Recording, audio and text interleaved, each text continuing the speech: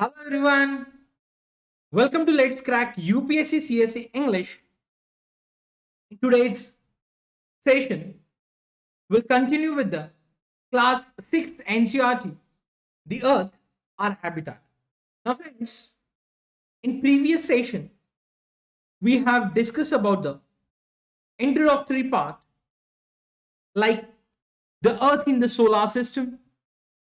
We have discussed about the full moon night, new moon night, celestial bodies, stars. Then we have also covered about the Saptarishi and the North Star with the using or the discussing with the picture or the image. So friends, the North Star is also known as the pole star. Then we have discussed about the planets, the solar system in detail. Like we have covered the inner and outer planets. And also friends, you remember that we have discussed about the trick to memorize the planets, like my very efficient mother just served us nuts, which means from the sun, for the distance we can say the planets in the solar system like Mercury, Venus, Earth, Mars, Jupiter, Saturn, Uranus, and Neptune. Yes, we have discussed orbits also. Then our discussion was regarding the sun, earth, moon. Like the shape of the earth is not exactly spherical, but it's geoid. Yes, so at the both poles, the earth shape is like flattened. Yes. Hello Archana, in today's session, we'll continue with the basic conceptual sessions like NCERT marathon series. Now friends, also we have discussed about the moon in detail. So how the air and water is not present there, but on the moon we have discussed that, like occurrence of the mountains, plains, and depressions on its surface. Then we have also discussed about the asteroids, meteoroids. Like then we have also discussed about the galaxy, the Milky Way galaxy. And after that, friends, we have also discussed about the latitude. Yes, then we have started about the latitudes. That is the globe we have discussed in detail. Then equator and parallels of latitudes, like from 20 degrees north, 20 degrees south.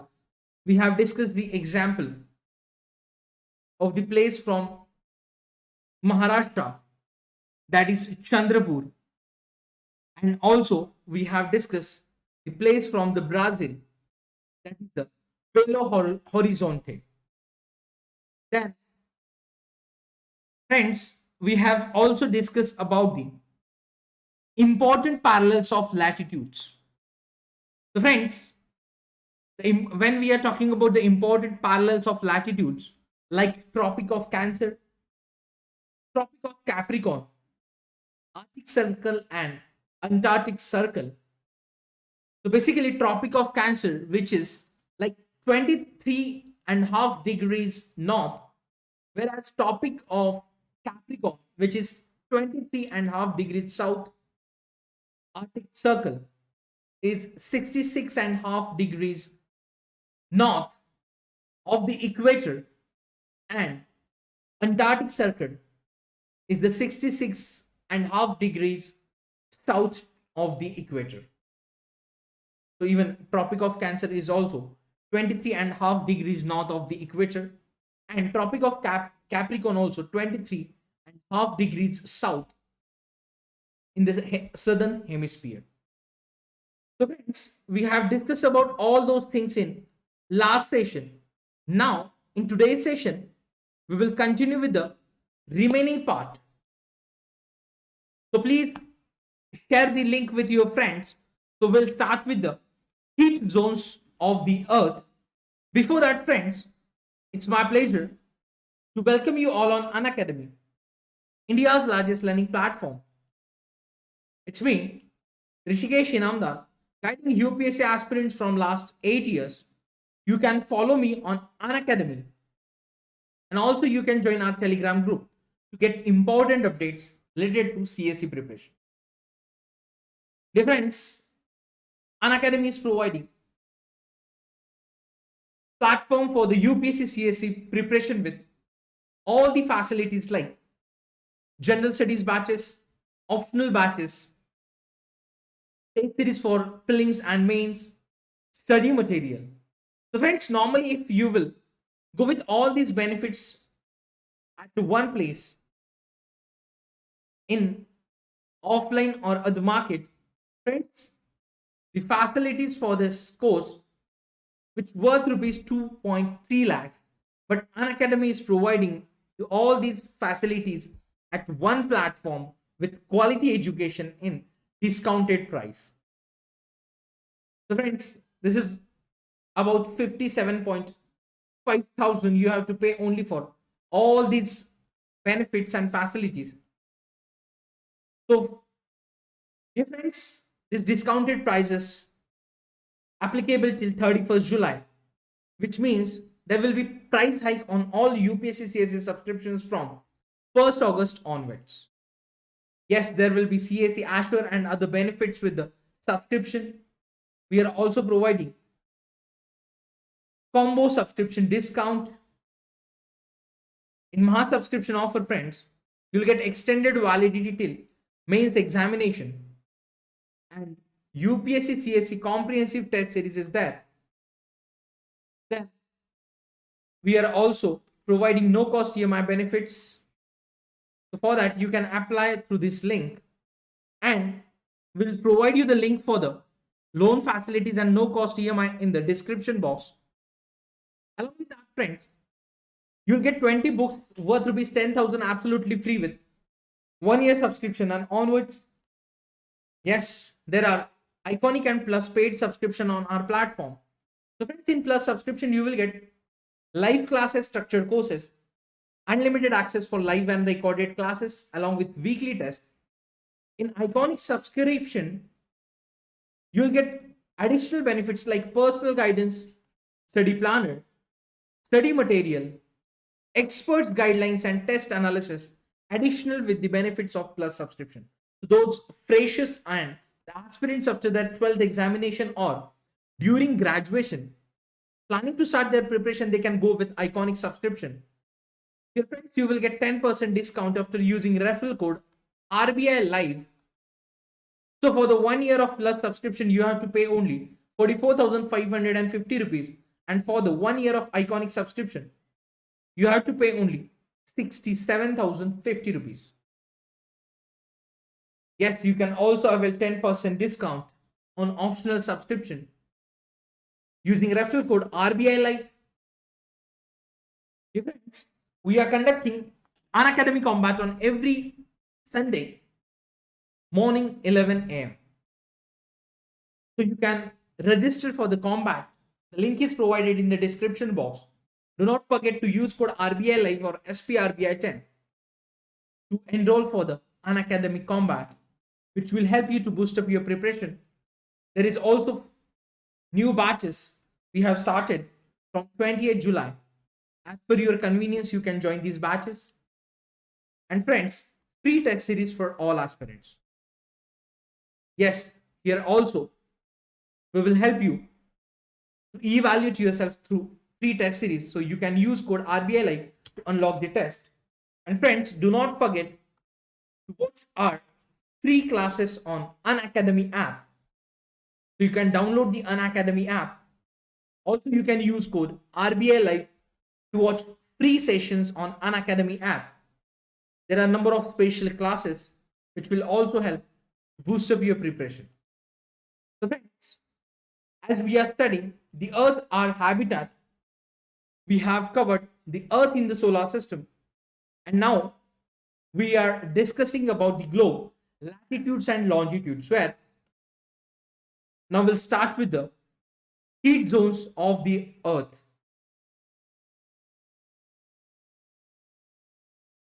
So friends,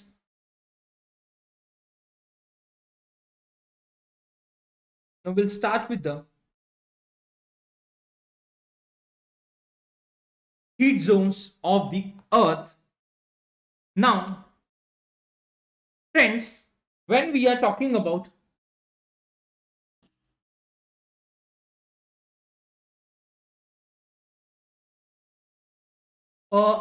yes, Archana, you can also check your internet connection, but due to the speed of the internet, maybe you are facing the visibility issue.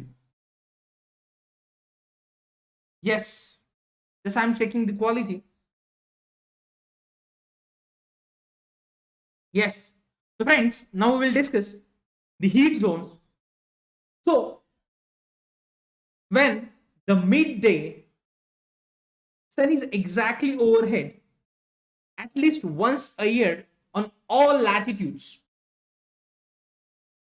in between the Tropic of Cancer and the Tropic of Capricorn.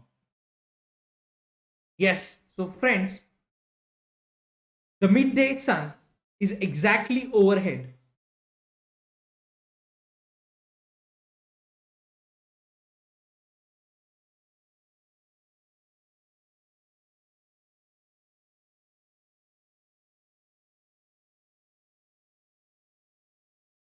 Yes. So the midday sun is exactly overhead at least once a year on all latitudes in between the Tropic of Cancer and the Tropic of Capricorn. So friends, this area thereafter receives maximum heat and is called torrid zone.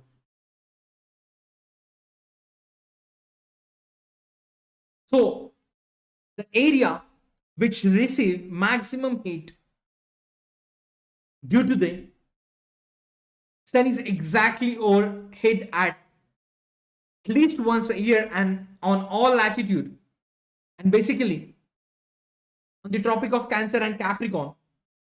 So friends, the zone or the area which is received maximum heat and is called torrid zone. Yes. Now,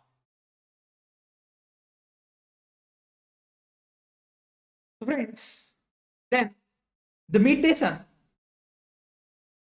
never shines overhead on any latitude beyond the Tropic of Cancer and the Tropic of Capricorn. So the angle of the sun's rays goes on decreasing towards the poles. So as such, the areas bounded by the Tropic of Cancer and the Arctic Circle in the northern hemisphere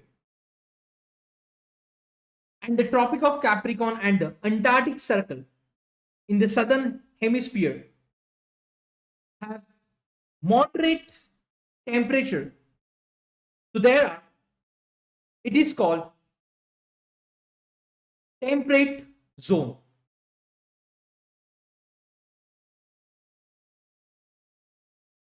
Yes, one is torrid zone, second is temperate zone. So friends, the area between the Tropic of Cancer and the Arctic Circle in the northern hemisphere, and the area between Tropic of Capricorn and the Antarctic Circle in the southern hemisphere, which have moderate temperature. So therefore, the area is called temperate zone.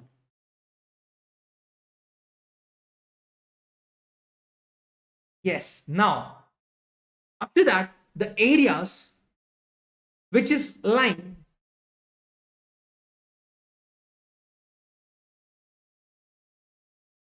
so friends, after that the area which is lying between the Arctic Circle and the North Pole in the northern hemisphere, and the Antarctic Circle and the South Pole in the southern hemisphere, area is very cold. So it is because of here the sun does not rise much above the horizon. So therefore, its rays are always slanting and providing less heat. So this area is called frigid zones.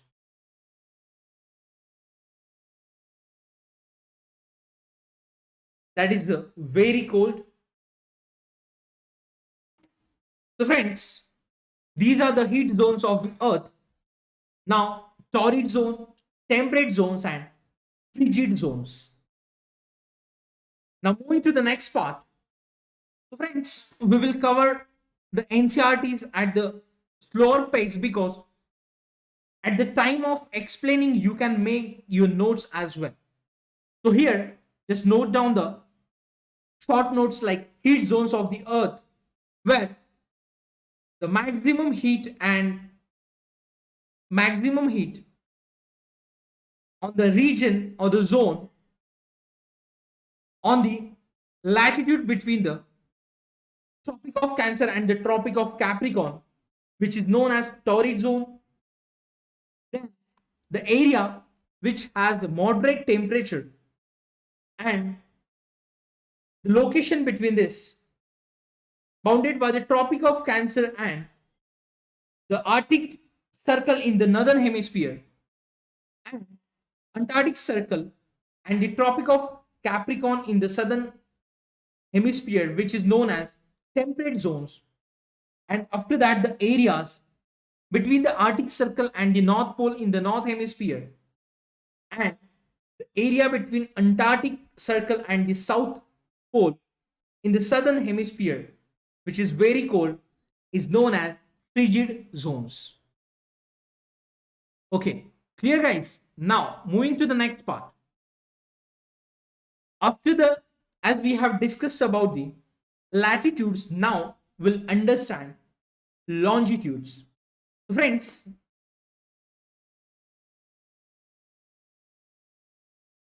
now we will discuss about the longitudes.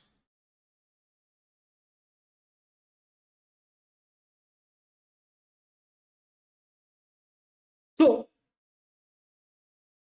when we are talking about the fixed position of a place, so it is necessary to know something more than the latitude of that place. So as we know, the Tonga region or the Tonga Island in the Pacific Ocean and the Mauritius Islands in the Indian Ocean are situated on the same latitude, that is 20 degrees south. Now, when we are talking about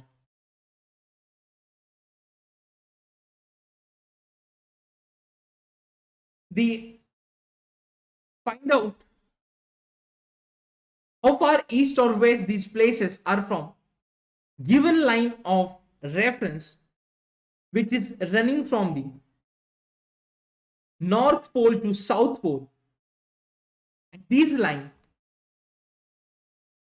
yes, these line of references are called longitudes. So normally in understand friends, like these are the latitudes and these are the longitudes. Yes.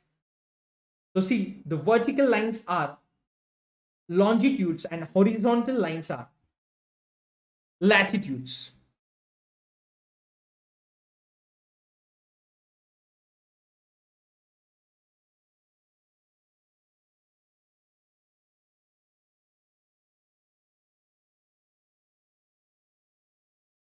So longitudes are the reference lines between the north to south pole.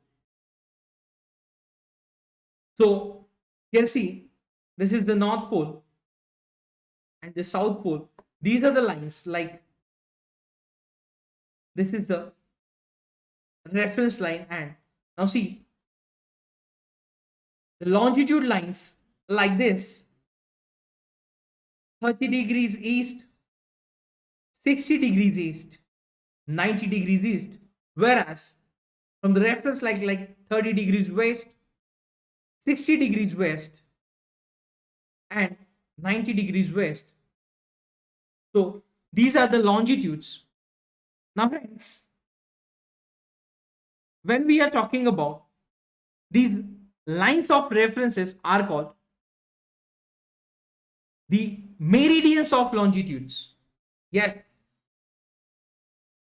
these references or these lines of references is called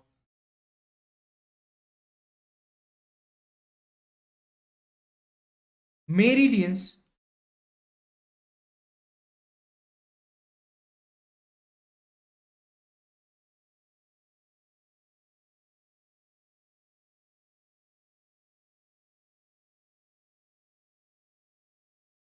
meridians of longitude. Now, and the distances between them are measured in degrees of longitude. Yes, degrees of longitude. So each degree is further divided into minutes and minutes into seconds. So they are semicircles, and distance between them decreases steadily polewards until it becomes 0. Now,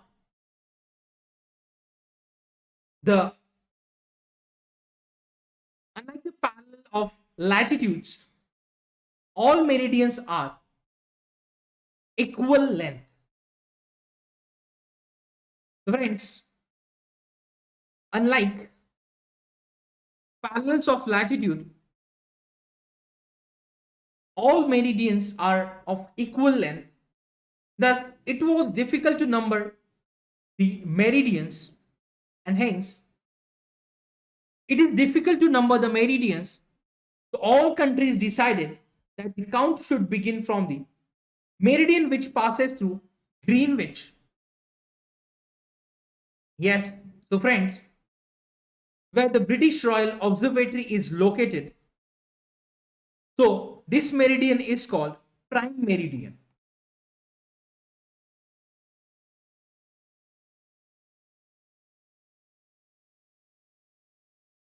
So the value of this prime meridian is 0 degrees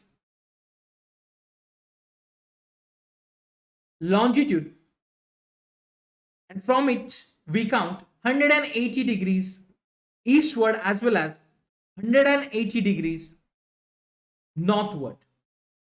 Yes, 180 degrees eastward and 180 degrees westwards, not northwards. So the prime meridian, which is 0 degrees longitude, and we are calculating like the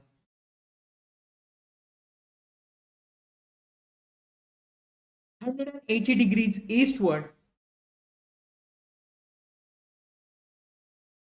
and 180 degrees westward. Now, the prime meridian and 180 degrees meridian Yes, prime meridian and 180 degrees meridian, which divides Earth into two equal halves. Now, friends, you will understand all these meridian. See, this is the prime meridian at 0 degrees. And now, the when we can discuss the grid of the parallels of latitude and meridians of longitude on the globe. Now see, we can point or we can locate any point on the globe with very easily when we know the latitude and longitude of the place. Now, for example, we can say the Dhubri in Assam, which is situated at the 26 degrees north latitude and 90 degrees east on longitude. So friends, 26 degrees north on latitude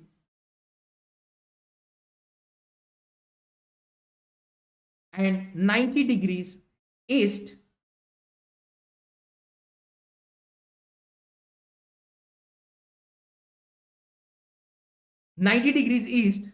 on longitude, which means on the horizontal one like this. So we can place the any place or the we can locate any place as per the known location of the latitude and longitude. Now friends, like again we will discuss this latitude and longitude in short.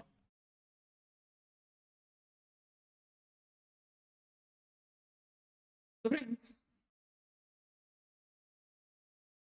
the longitude, which means the places from the given reference lines like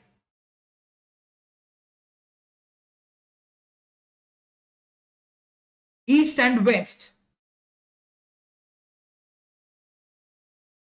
Now,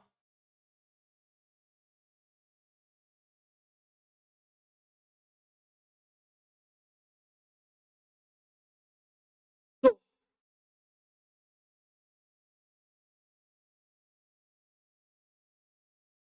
we can point out these places from given line of reference which is running from the North Pole to the South Pole. These lines of references are called the meridians of longitude. Yes, in simple way, these are the longitudes and these are the latitudes.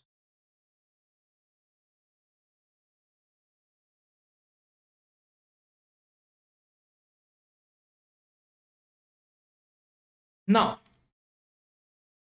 the lines of references which is are called, yes, meridians of longitude. Now, when the distance between them are measured in degrees of longitude, yes, degrees of longitude,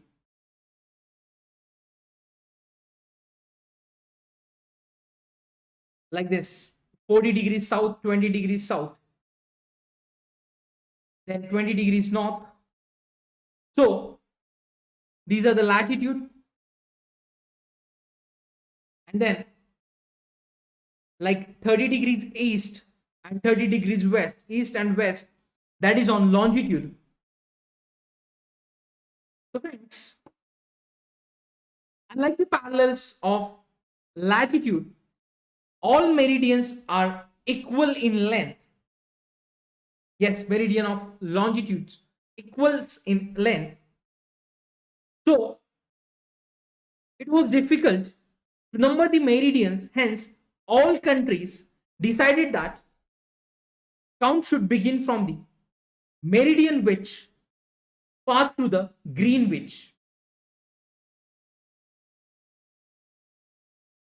Yes, the meridian should be passed through a Greenwich,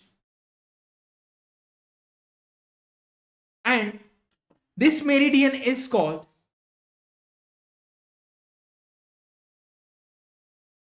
prime meridian. Yes,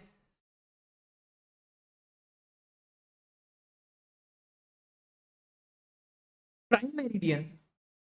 Now, friends, its value is 0 degree.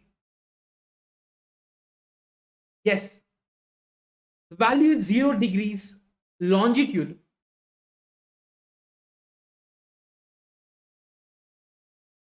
Now, from this, we count 180 degrees east and 180 degrees west. So eastward and westward, we will count like till 180 degrees, and the prime meridian and the 180 degrees meridian, which divide the earth into two equal halves, like this dotted line, which is prime meridian, so which divides the earth into two equal halves. So the eastern hemisphere and the western hemisphere, eastern hemisphere and western hemisphere,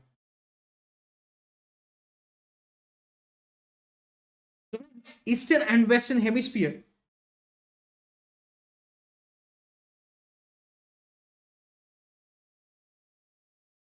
these are the two equally divided. Now, the longitude of a place is followed by the letter E. Yes, the longitude. Now remember that the longitude, which is longitude of a place, is followed by the letter E for the east or west, and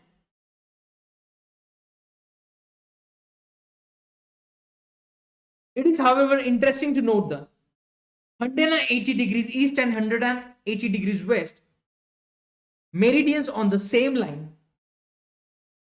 So there are grids given in this diagram, that is parallels of latitude and meridians of longitude.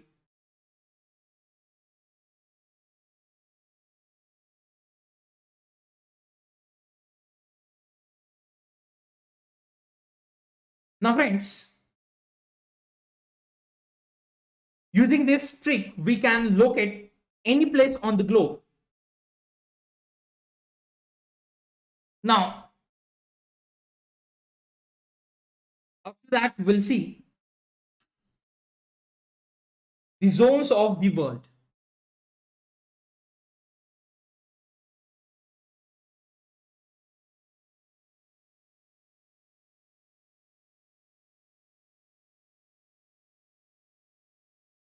Now, friends, these are the zones of the world. Now, this is Greenwich.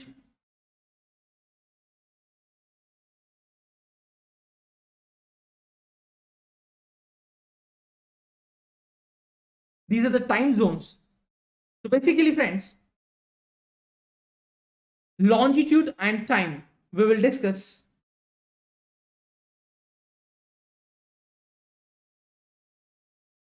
Yes. longitude and time. Now,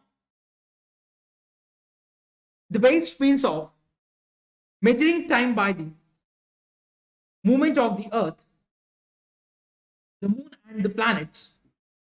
So the sun regularly rises and sets every day. It's a natural process. So it is the best time which keeper throughout the world. And local time can be reckoned by the shadow cast by the sun. So which is the shortest at noon and longest at sunrise and sunset. Now, when the prime meridian of Greenwich has the sun at the highest point in the sky, so all the places along this meridian will have midday or noon. So as Earth rotates from west to east, those places of Greenwich will be ahead of Greenwich time, and those to the west will behind it. So those places east of Greenwich will be ahead of Greenwich, which this side eastwards and this towards west. So the places east of Greenwich will be ahead of Greenwich time, and the places to the west of the green time or Greenwich time, which will be behind of the Greenwich time. So these are the behind basically. This is ahead and this is behind. Now,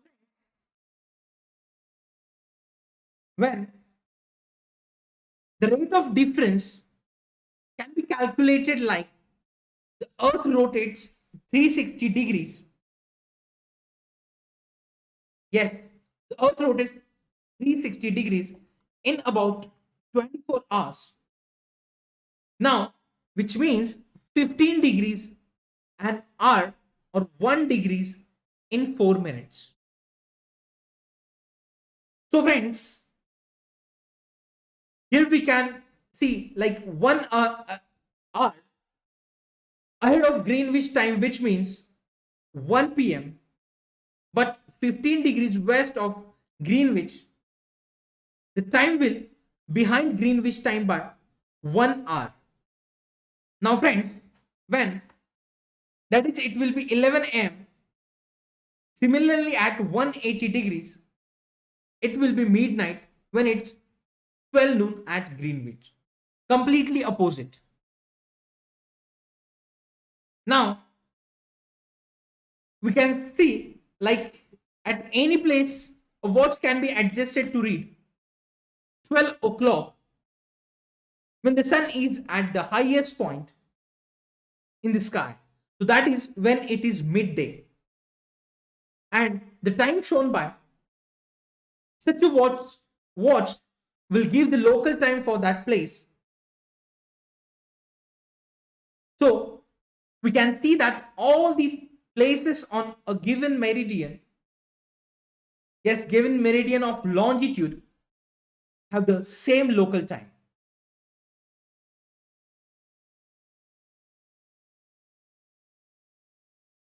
Yes, now see.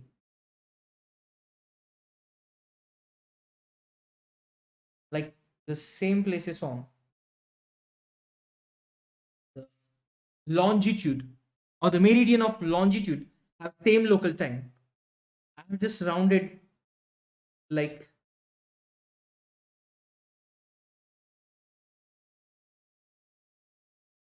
same local time on the meridian of longitude. Now, what's about the standard time? when we are talking about the local time of places which are different meridians are bound to differ.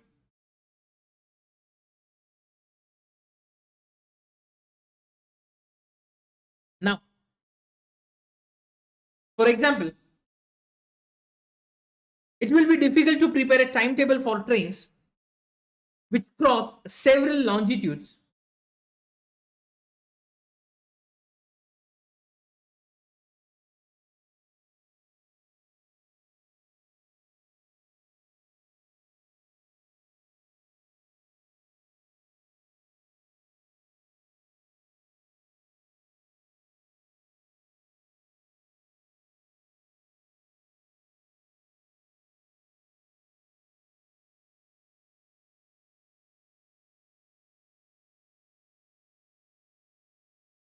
Yes.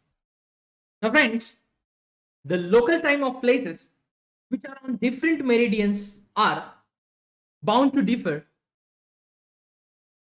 So, it will be difficult to prepare a timetable for trains which cross several longitudes. For example, you will understand the example related with our country. Now, in India, there will be a difference of about 1 hour and 45 minutes. Yes, 1 hour and 45 minutes in the local times of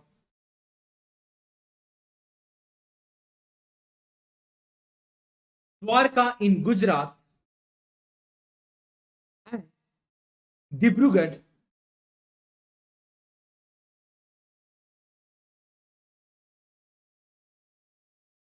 in Assam. So, it is therefore necessary to adopt the local time of some central meridian of a country as the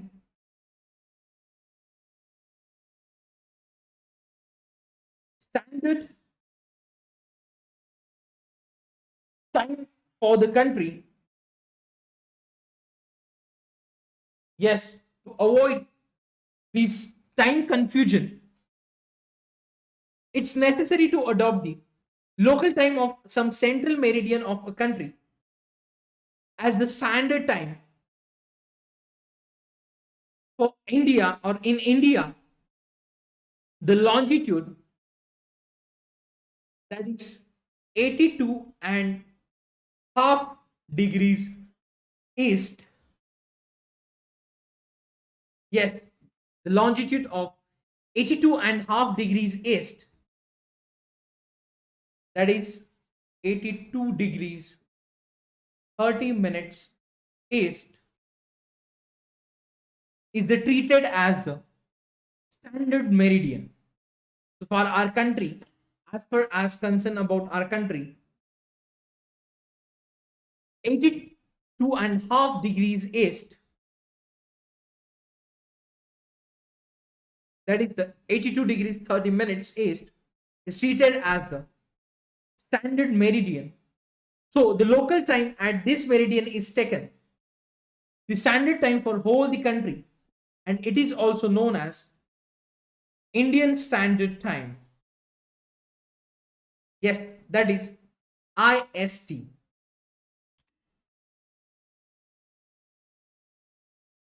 Yes, now friends, see,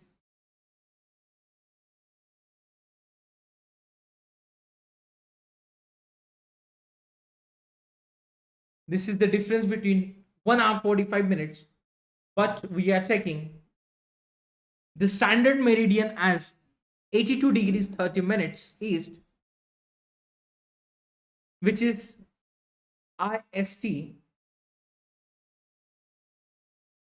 Indian Standard Time. Now, friends, when we are talking about, there is a small story given in the book itself of NCRT. Kabir lives in a small town near Bhopal and tells his friend Alok that they will not be able to sleep tonight. Now, a day and night cricket match between India and England, which had started 2 p.m. in London. Now, friends, you can match, or the match would begin at 7:30 p.m. in India and finish well into the night. So, this event of match, which is at the stadium in England. So, friends, basically, the Indian IST, that is 82 degrees 30 minutes east, that is 5 hours 30 minutes ahead. So it's also mentioned like this: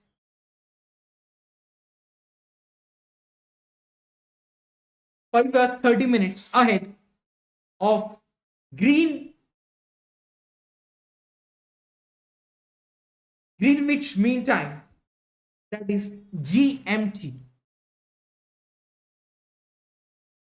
So see in this map, this is Greenwich line and India is here plus 5.5.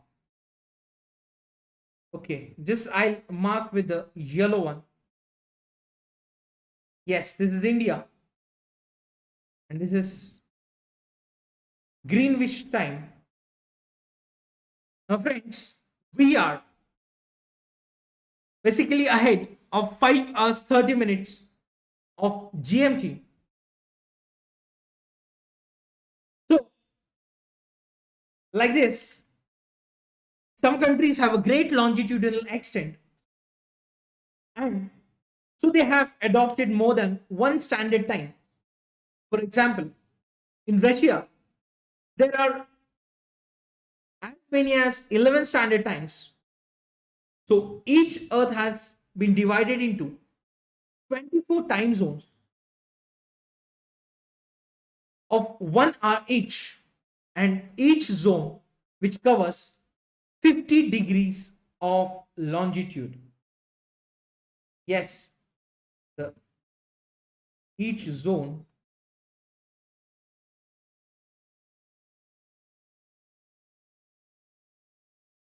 which covers 50 degrees of longitude.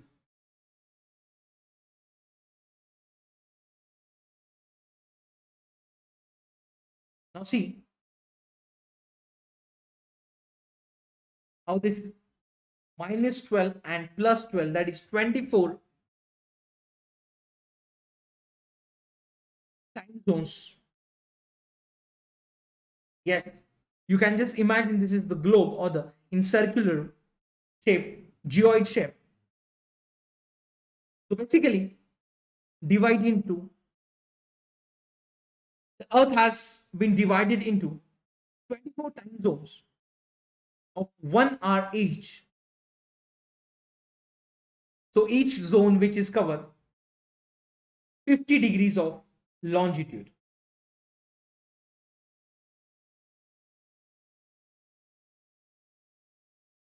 Now, so friends, here we have discussed about latitude and longitude. So friends, if you have any doubt, you can join our Telegram group. We will also discuss doubts related to this in our doubt session. Now, moving to the next part, that is the motions of the Earth.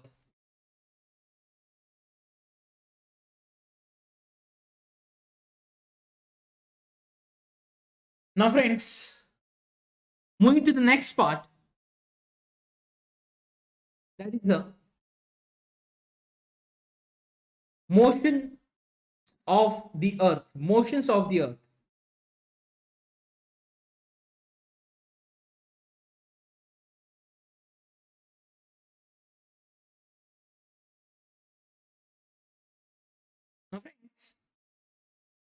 as we know that the Earth has two types of motions, like rotation and revolution.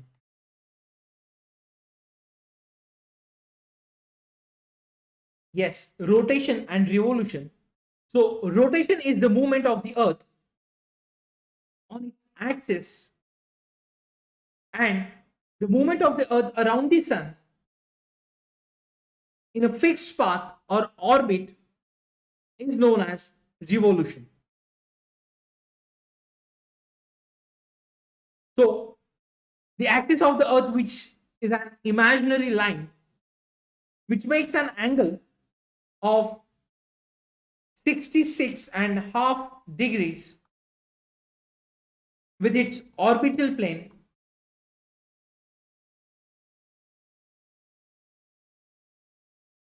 and the plane which formed by the orbit is known as, yes, orbital plane. The plane formed by the orbit is known as orbital plane. Now friends,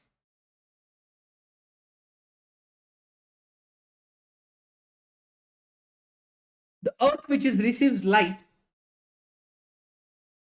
from the Sun, and due to the spherical shape of the Earth, we can say only half of its get light from the Sun at a time.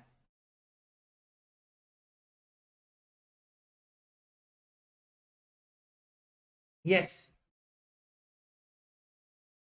Now see,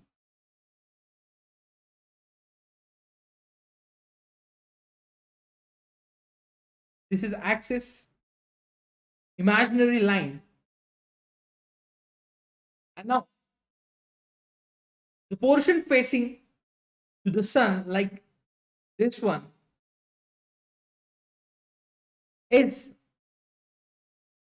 experienced day, while the other half, which means this one, which observes, or the other half away from Sun, experiences night. Now, the circle that divides the day from night on the globe, which is called the circle of illumination. Yes, the circle that divides the day from the night, which means this one, is the circle of illumination.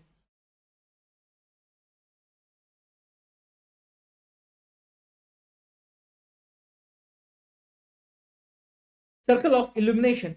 So this circle, which does not coincide with the axis. Now, see the inclination of the Earth's axis and the orbital plane. Now see, this is the North Pole, South Pole. This is imaginary line, which is known as axis.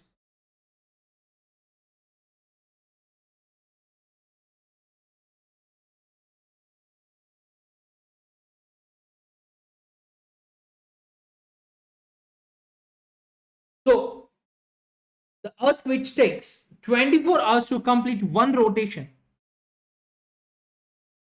around its axis, and the period of rotation is known as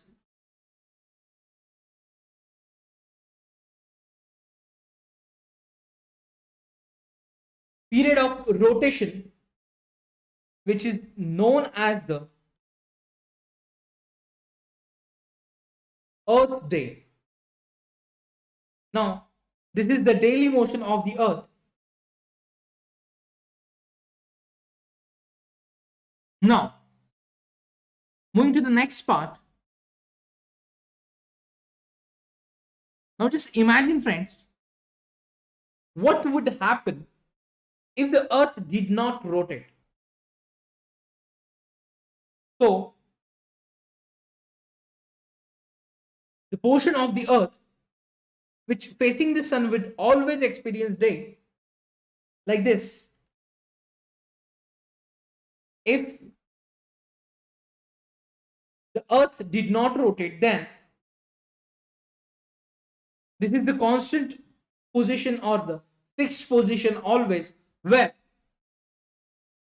this part is always, or the half of the earth which experience day, that is the, we can say, the continuous daytime, and the other half which would remain in darkness and also freezing and cold all time. So the life not have been possible in such extreme conditions. Yes, so दोस्तों, this is the case if the earth did not rotate. So now the second motion, that is the earth around the sun. Yes, the second motion of the earth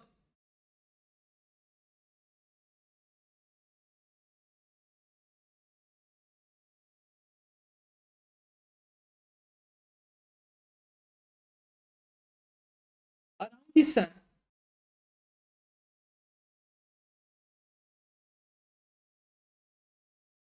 in its orbit is called, yes, for example,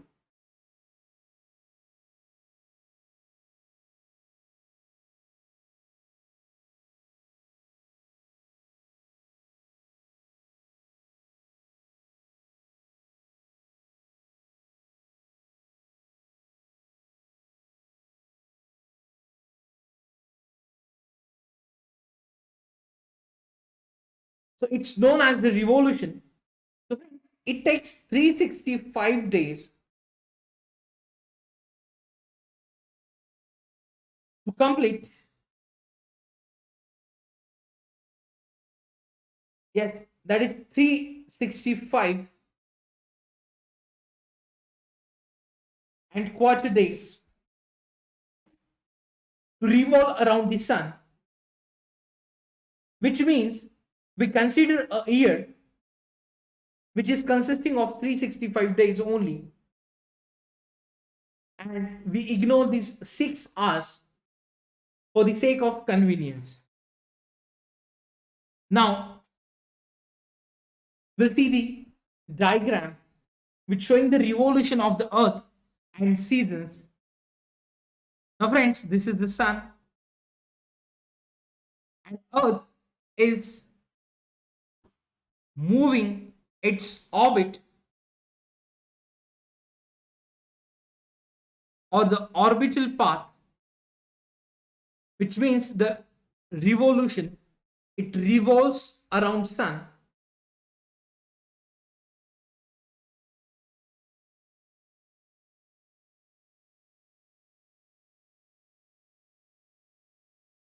Now friends, the 6 hours we saved every year and added to make one day, that is 24 hours. So over a span of 4 years, this surplus day is added to the month of February.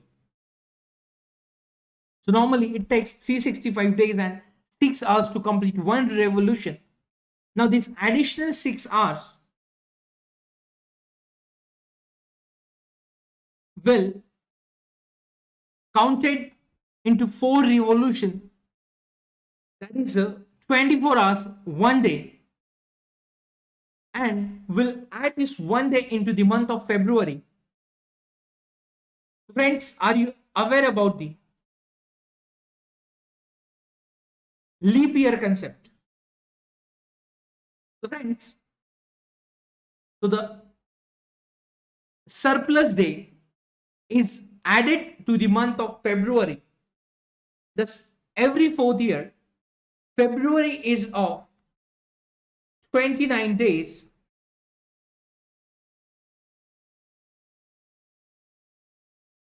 instead of 28 days. So such year with 366 days is called a leap year.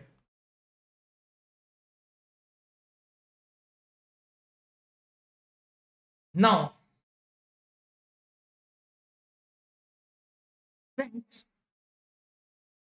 Earth is going around the sun and in and this elliptical orbit. So the Earth is inclined in the same direction. So year is usually divided into summer, winter,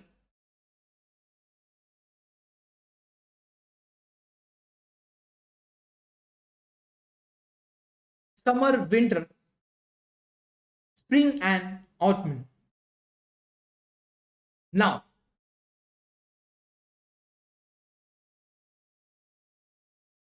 here we'll understand. Yes, Ramkumar in this session will discuss about the NCRT's basic part. So, revolution of Earth.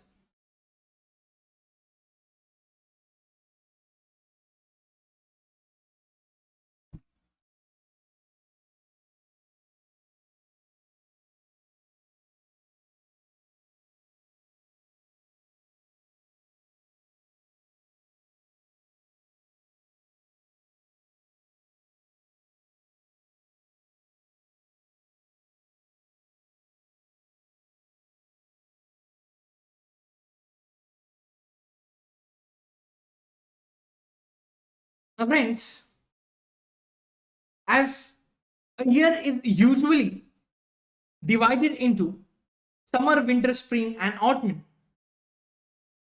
Yes, these are the seasons. So, season changes due to the change of the position of the earth around the sun. Now, see, the summer in the southern hemisphere of the earth, when the sunlight received directly from the sun to the southern hemisphere of the earth, then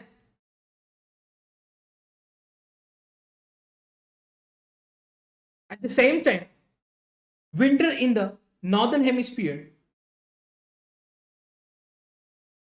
Now, after that, the autumn,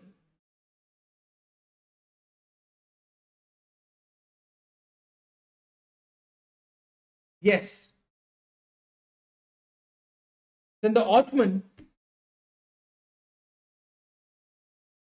then summer in the northern hemisphere and winter in the southern hemisphere here. And then again, spring, or we can say the autumn season. So, friends, first of all, see 21st June. Yes, the northern hemisphere is tilted towards the sun.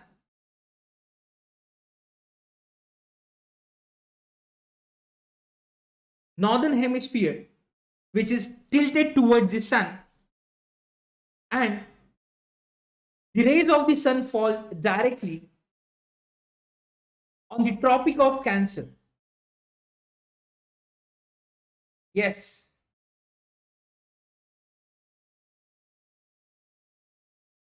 So,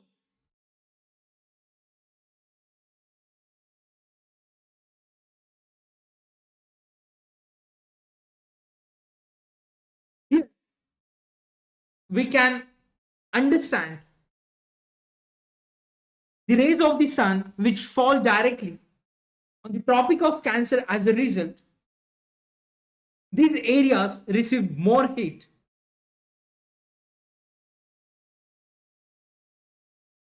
which is received more heat, and the areas near the poles receive less heat.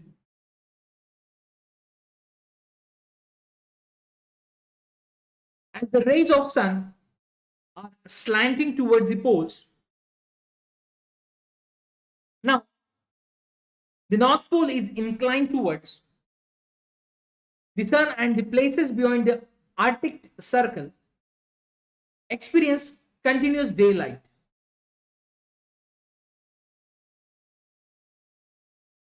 Yes, at the Arctic Circle,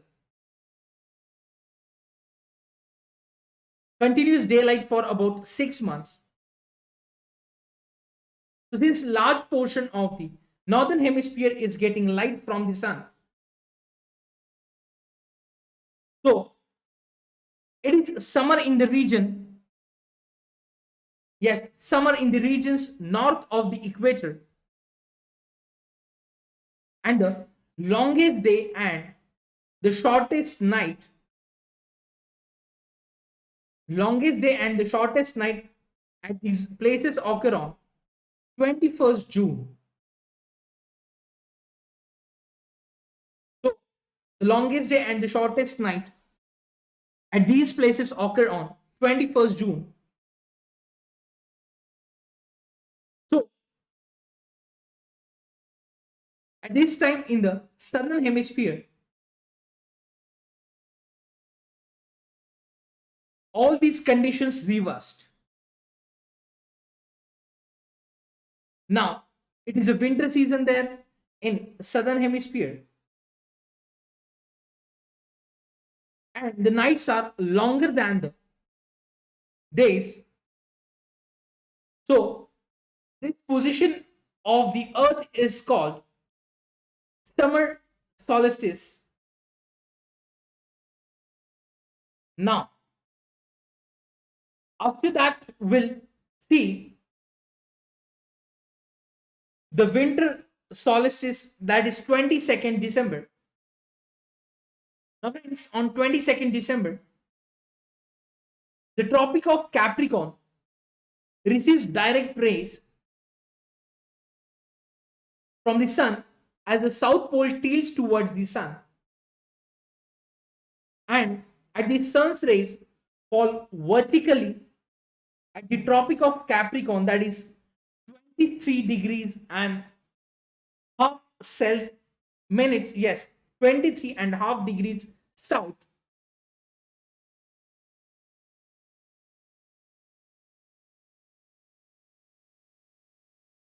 Now, a larger portion of the southern hemisphere, like this,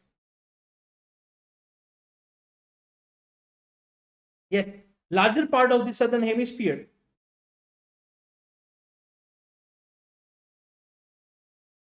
gets light. So therefore, it is summer in the southern hemisphere with longer days and shorter nights. So therefore, the reverse happens in the northern hemisphere.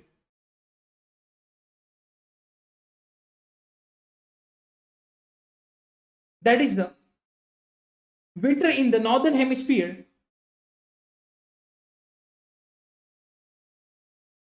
So this position of the earth, which is known as the winter solstice. Now understand how the northern and southern hemisphere is observing reverse situation, we can say, or the seasons. So now after that, we will see the on 21st March, on 21st March and September 23rd, the direct rays of the sun fall on the equator. Yes, on 21st March,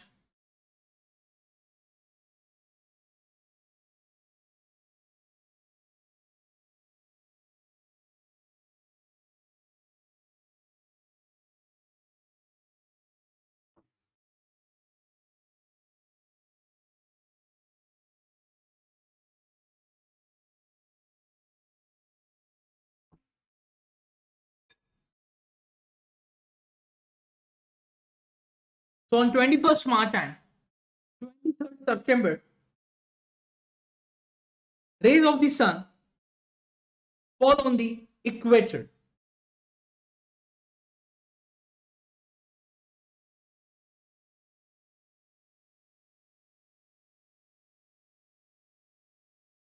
Now,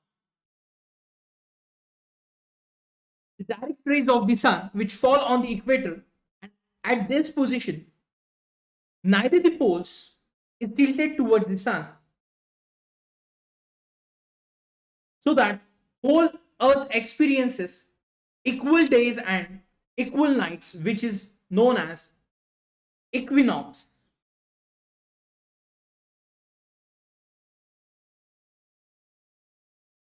So on 23rd September, it is autumn season in the northern hemisphere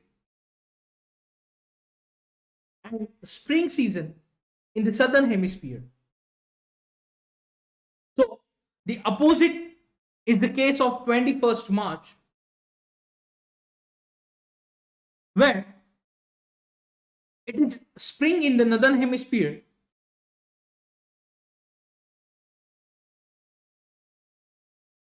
and autumn in the southern hemisphere. Yes, spring in the northern hemisphere and the autumn in the southern hemisphere.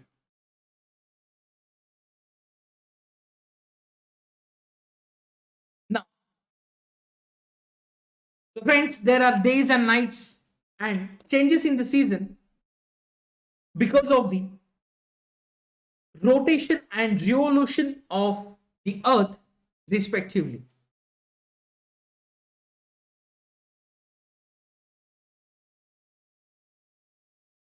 So, dear friends, we discuss about the motions of the earth,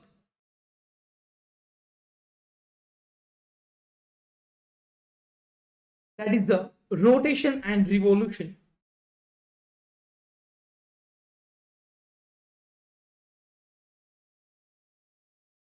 Now,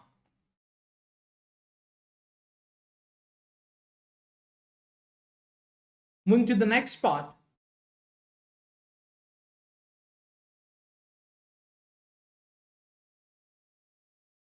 that is maps.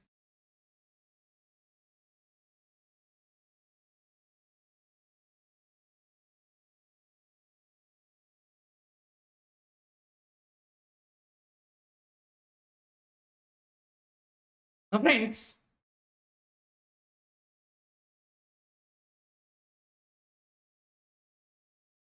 we have learned about the advantages of globe. Now, globe has limitations as well. A globe can be useful when we want to study earth as the whole. Now, when we want to study only a part of the earth, as about the country, states, districts, towns and villages, it is of or it is of little help in such a situation. We uses maps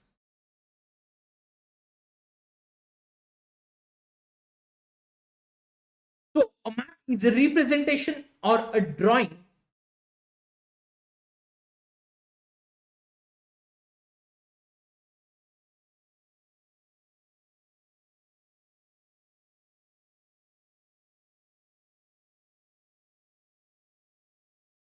representation or drawing of the earth's surface or a part of it drawn on a flat surface according to the scale. But it is impossible to flatten round shape completely. Now, friends, we found that, or we are observing that maps are useful for us to, or useful to us for various purposes. So, like one map shows a small area and a few facts, whereas another map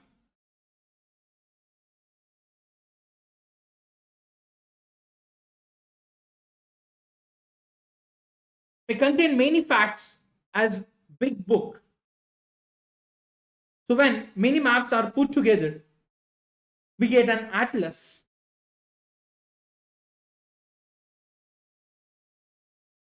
So, atlas are of various sizes, measurements drawn on different scales. So, maps provide for information than a globe. So there are different types, and some of them are described like the physical map,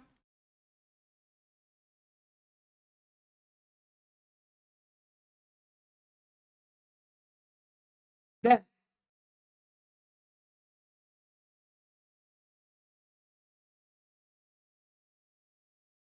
political maps, and then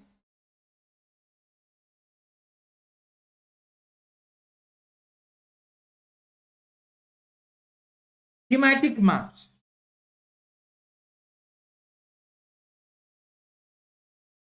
Now, friends, the physical maps showing natural features of the earth, such as mountains,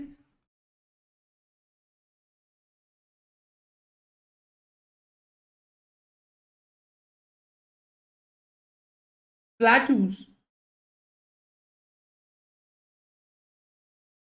plains, rivers, oceans, etc. The physical maps, which includes like natural features of the earth, whereas political maps showing cities, towns, and villages, and different countries and states that world with their boundaries.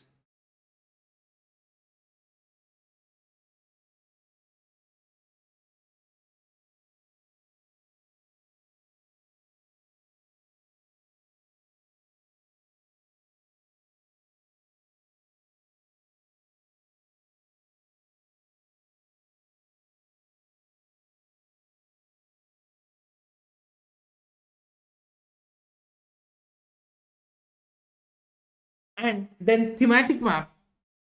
So some maps focus on specific information such as road, yes, like road maps, rainfall maps,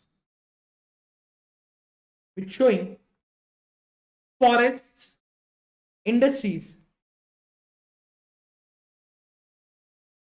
are known as the thematic maps.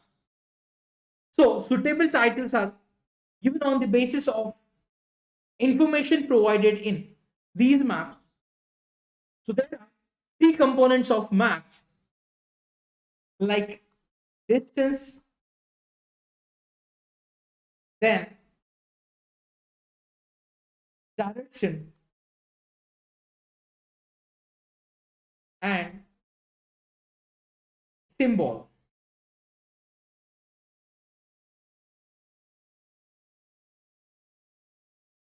Now, friends, first of all, we will discuss distance. Now, friends, maps are drawings which reduce the entire world or a part of it to fit a sheet of paper. Now, we can say maps are drawn to reduce scales, But this reduction is done very carefully so that the distance between the places is real. So it can only be possible when a small distance on paper, which represents a large distance on the ground. So therefore, a scale which is chosen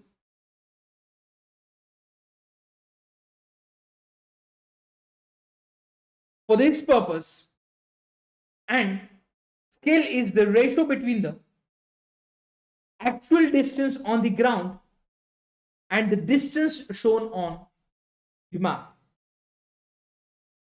For example, the distance between two cities in the state, like for example, like 100 kilometers. Then accordingly, in centimeters, it will place on the map. So like for the 10-kilometer distance we are showing on the map, then the distance by 2 centimeter on the map, which means 1 centimeter on the map, will show 5 kilometers. That is on the ground, 1 centimeter on the map. This is the example. Is equal to 5 kilometers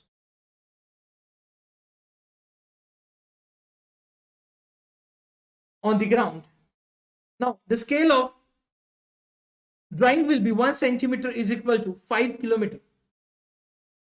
So, the scale of drawing or the scale is very important in any map. Now, friends, when large areas like continents,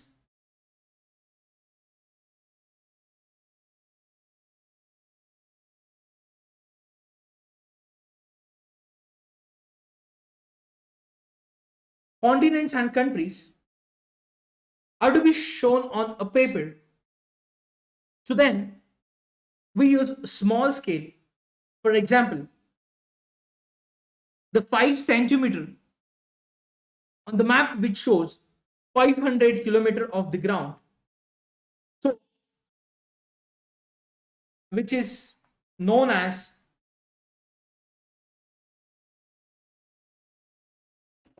small scale map, and like small areas like village or town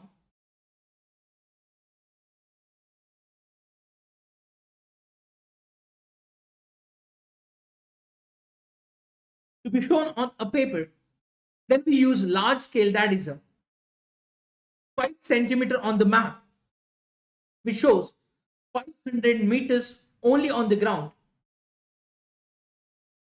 which is known as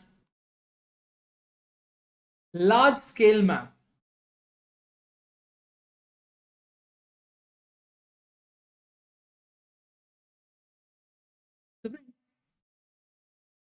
So the according to distance, we can also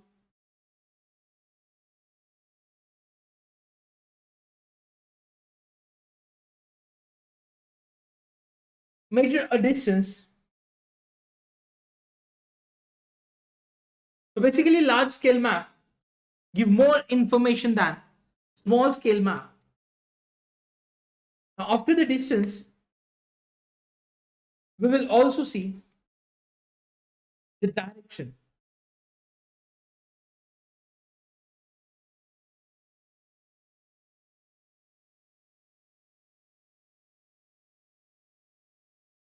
Now, friends, most maps which contain an arrow marked with the letter N like this. At the upper right hand corner, so this arrow shows the north direction. It is called the north line. So when we know the north, we can find out other directions easily, like east, west, and south.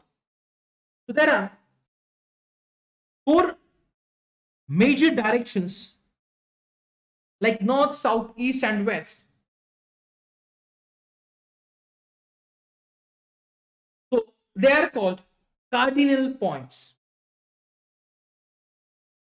Now, before moving to the direction, yes, this is the cardinal directions.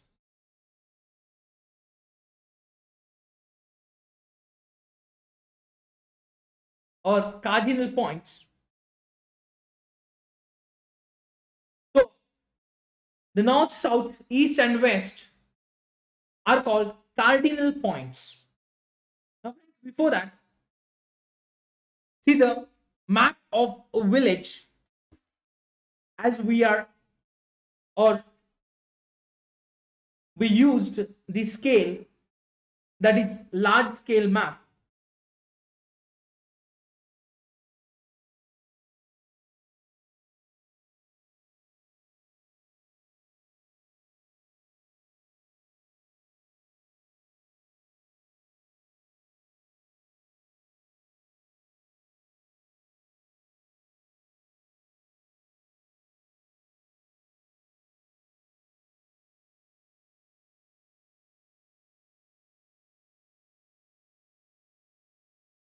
So friends, here in the map of village, we use the scale, that is 1 centimeter is equal to 10 meters.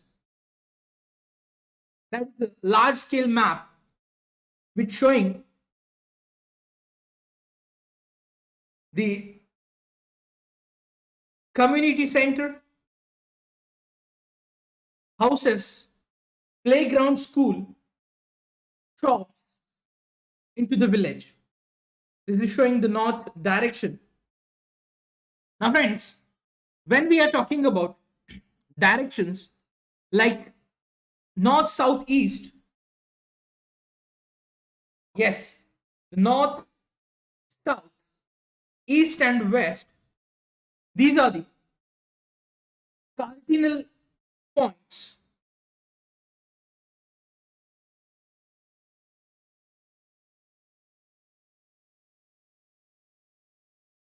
And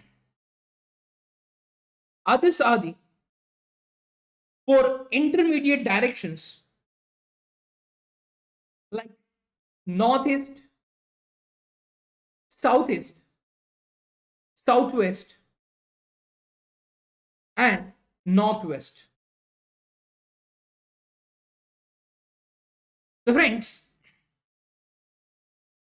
we can locate any point or any place accurately with the help of these intermediate directions. So now,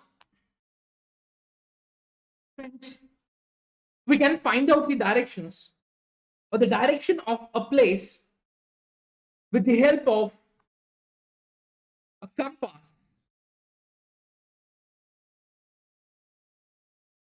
Now, it is an instrument which used to find out main directions. So there is magnetic needle, so this yellow and red tip, which is the magnetic needle, always points towards the north-south direction.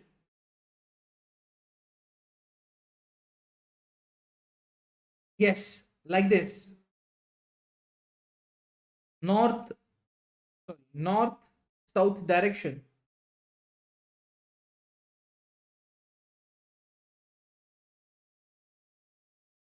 So there is magnetic needle in the compass is always points towards north and south direction. The figure is showing this and the readings are there. So friends, this is the south, north, east and west. Now, after that, the important part also is the symbols. So the third important component of map, which is symbols.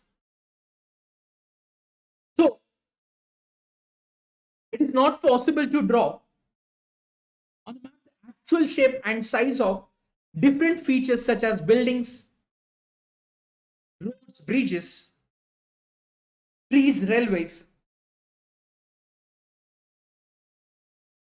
like railway lines or a well, so that they are shown using certain letters, shades, colors, pictures and lines. So these symbols give a lot of information in limited space. Now,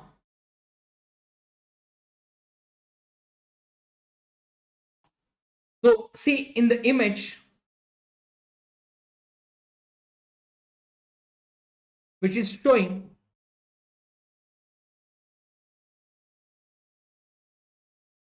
the railway line like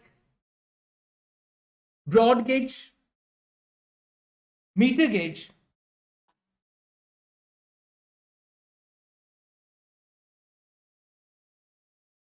railway station,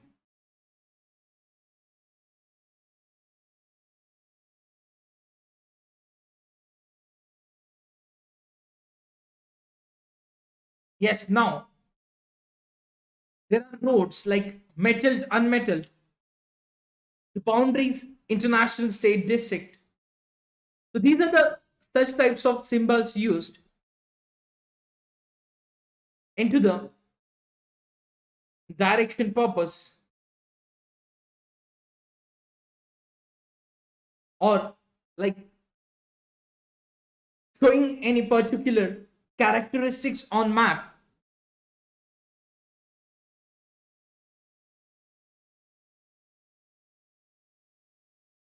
Now friends, maps can be drawn easily and are simple to read. So with the help of these symbols, the task will easier to read the maps. Now, for example, if you don't know the language of an area and therefore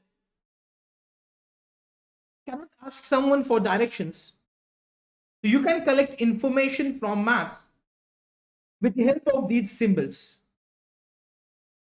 So maps have a universal language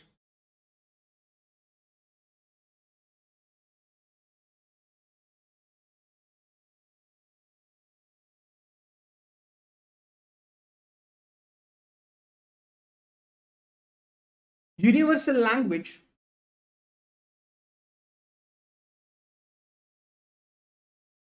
like,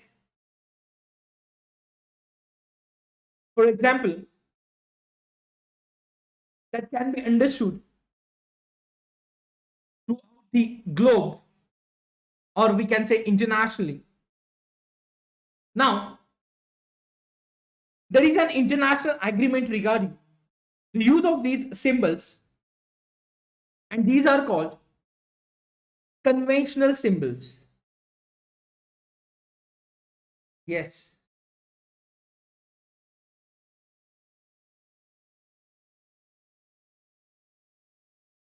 Conventional symbols. So some of the conventional symbols are like given in the diagram or image itself. So friends, railway line, roads, boundary, river, temple, post office, police station, settlement, graveyard, trees and grass. So the conventional symbols Now, moving to the next part. Also, there are various colors used for the same purpose.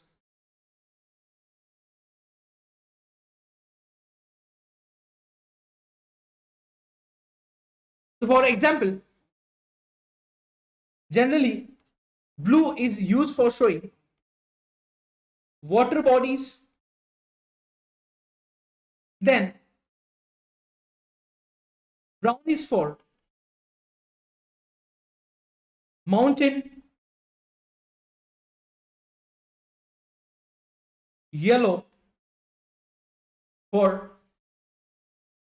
a plateau, and green is used for plains. Yes, plains and trees also.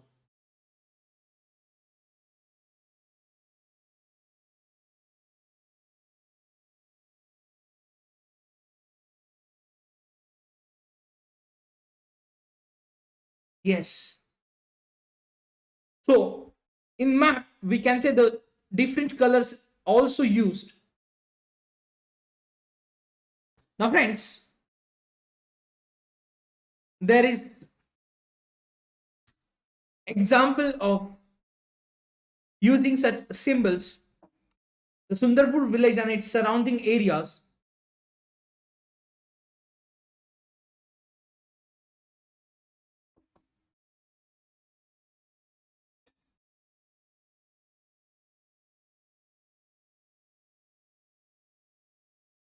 Yes, Sundarpur village.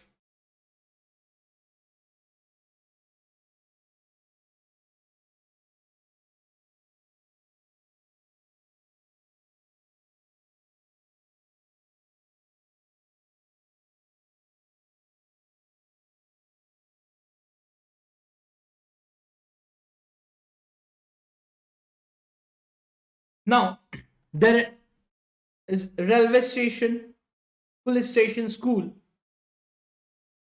then river,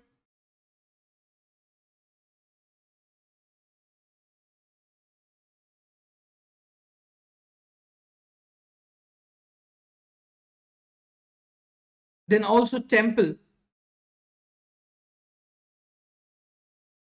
So friends, basically, a sketch is a drawing mainly based on memory and spot observations and not to scale.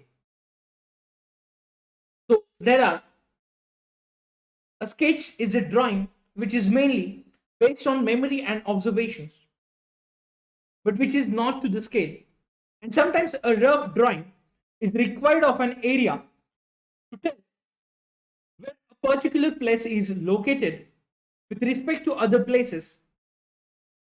Then a plan.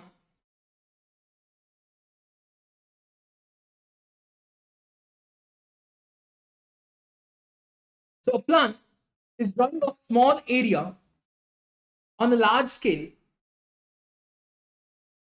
So a large scale map given a lot of information, but there are certain things which we may sometimes want to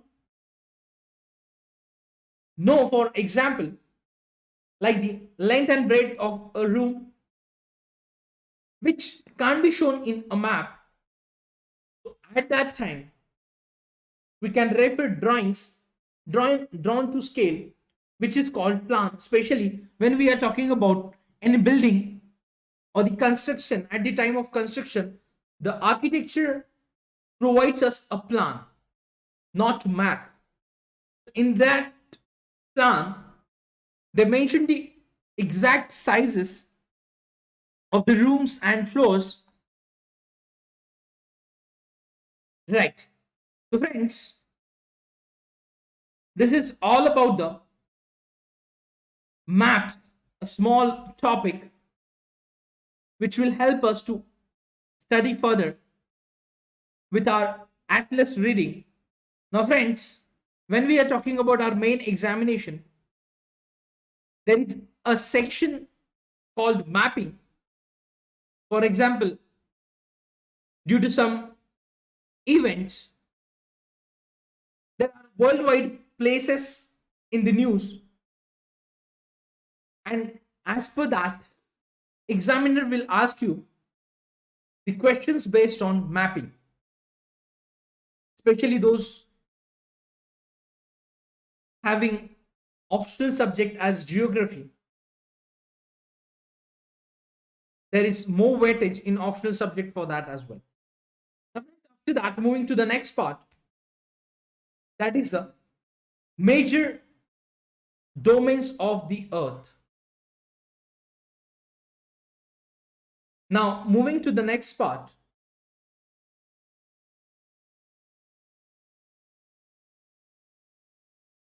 like major domains of the earth. So friends, in last session we have discussed that the earth is only planet which has life.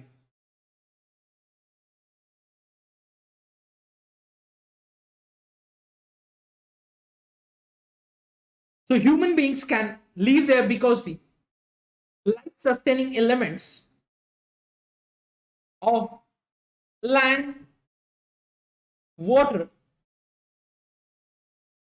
and air present on the earth. So the surface of the earth is a complex zone in which three main components of the environment meet, overlap, and interact. So basically, the solid portion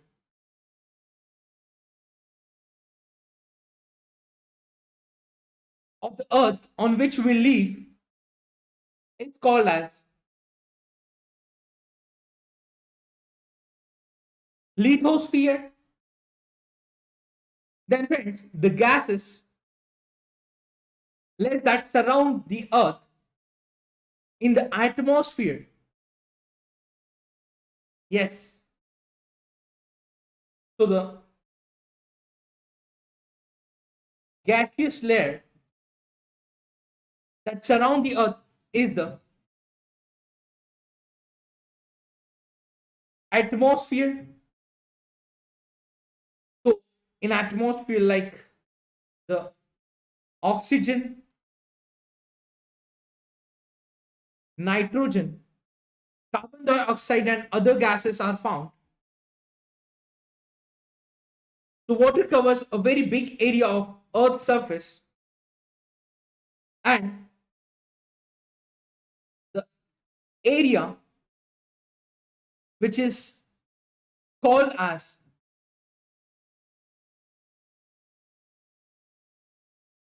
hydrosphere, lithosphere, atmosphere, and hydrosphere.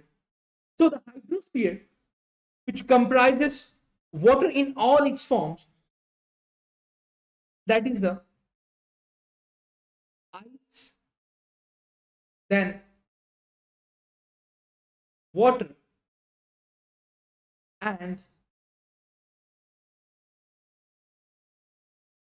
water vapor.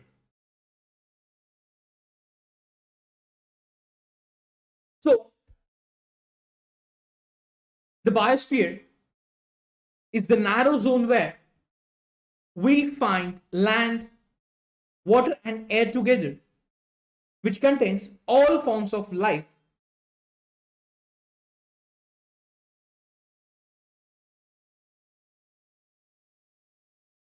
Biosphere.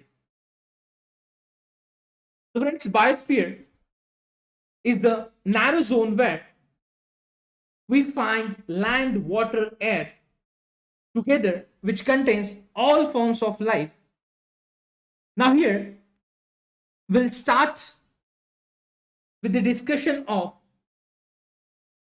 lithosphere.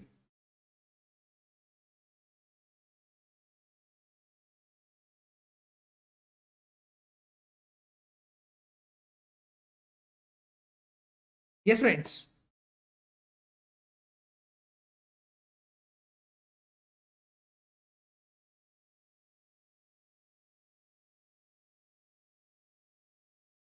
Lithosphere, we will discuss the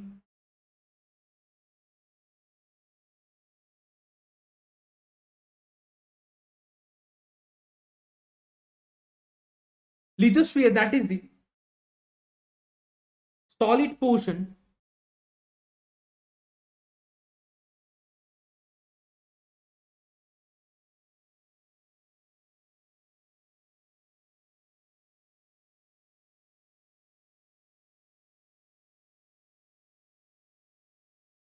friends, solid portion of the earth which is called lithosphere.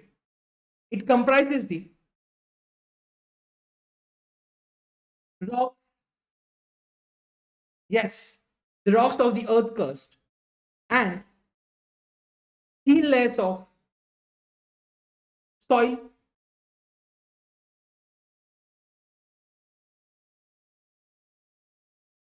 the soil that contains nutrient elements which sustain organisms.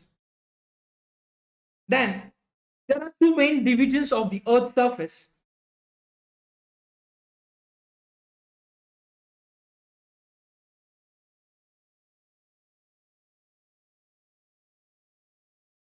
So the large land masses are known as continents,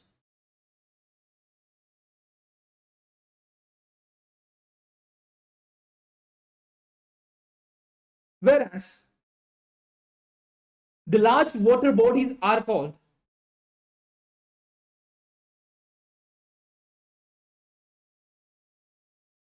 ocean basins. Now, friends, here understand the two main division of the Earth's surface. The large land masses are known as the continents,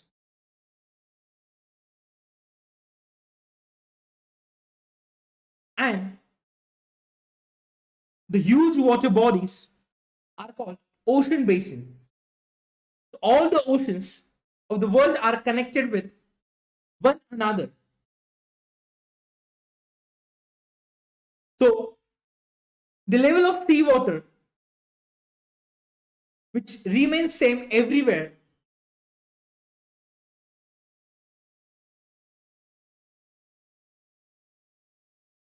now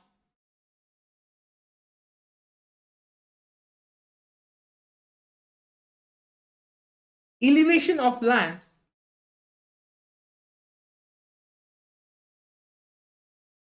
is measured from the level of the sea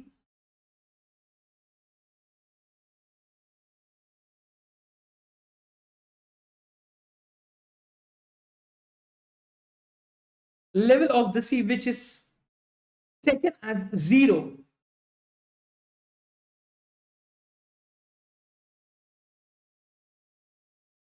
Yes, now friends, see the picture which is given.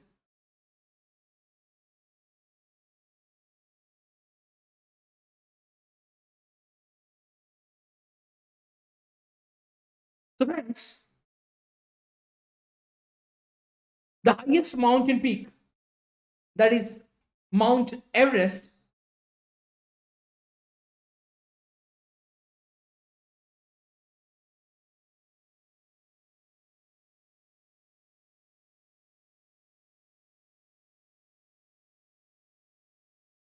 which is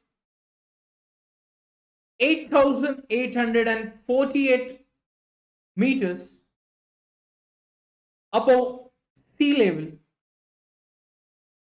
to the greatest depth of 11,022 meters is recorded at Marina Trench,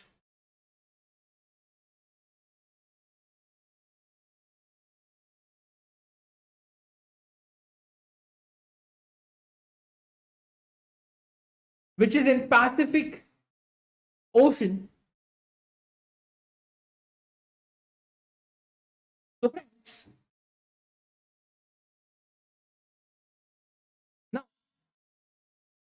This we will see the continents in details. We will refer this map, we can say, the world, that is continents and oceans, image specifically.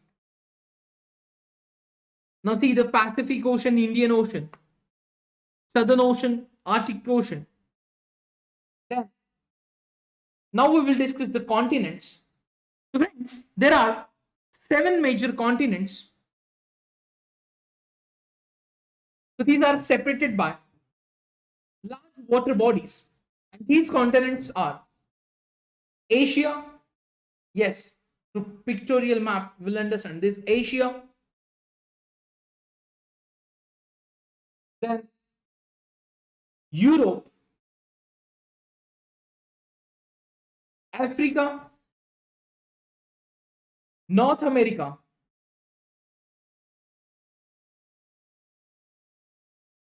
then South America, Australia,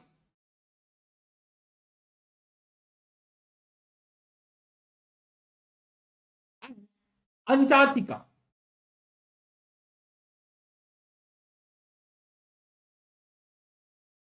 So friends, now see that the greater part of the land masses lies in the northern hemisphere. So basically Asia is the largest continent.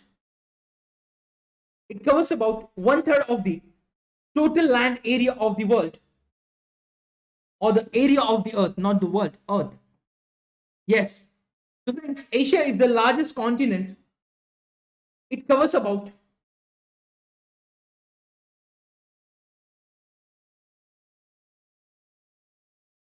1/3 area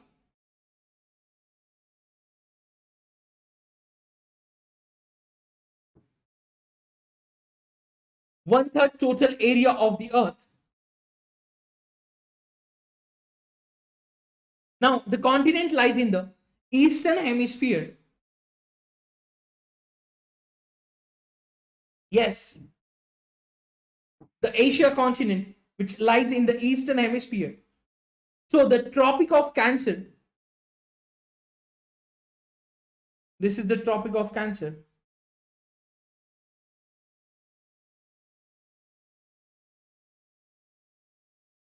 So friends, the Tropic of Cancer passes through this continent.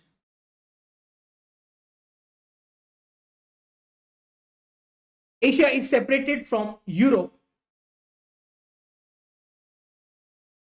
by the Ural Mountains.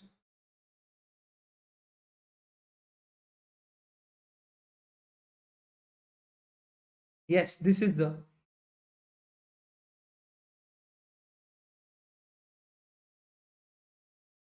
So friends, the question was asked by UPSC in one of the examination, like one day examination, defense services, like the Asia is separated from the Europe by which of the mountains?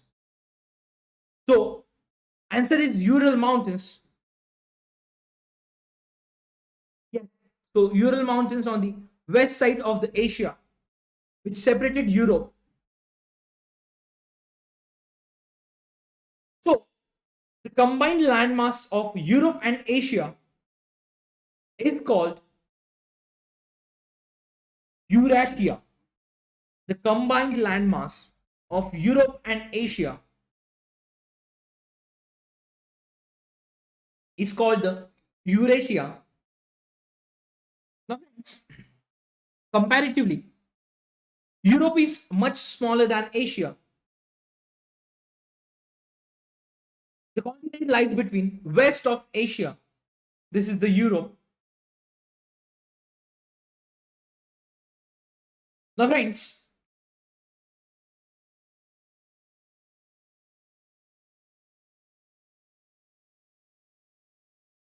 the Arctic Circle passes through it. Yes, the Arctic Circle passes through Europe, and it is bound by water bodies on three sides. So see,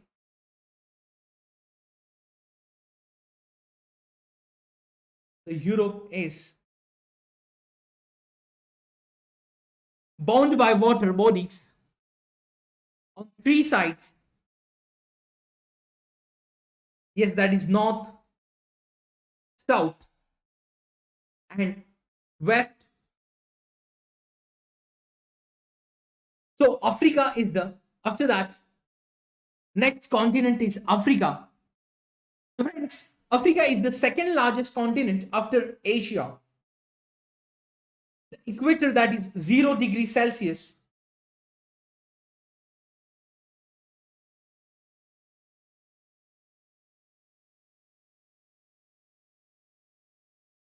Yes, the equator, that is 0 degrees latitude, runs almost through the middle of the continent. You can see here. Now, a large part of Africa lies in northern hemisphere. So, the only continent through which the Tropic of Cancer and the equator and the Tropic of Capricorn pass. Yes, the only continent through which the Tropic of Cancer, equator, and Tropic of Capricorn pass. This is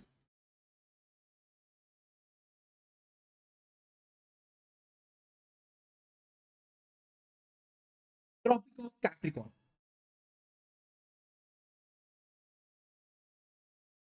In one day examinations, examiner will ask you these straightforward questions. Now, friends, the Sahara Desert, the world's largest hot desert, is located in Africa. And the continent is bound by all sides by oceans and seas.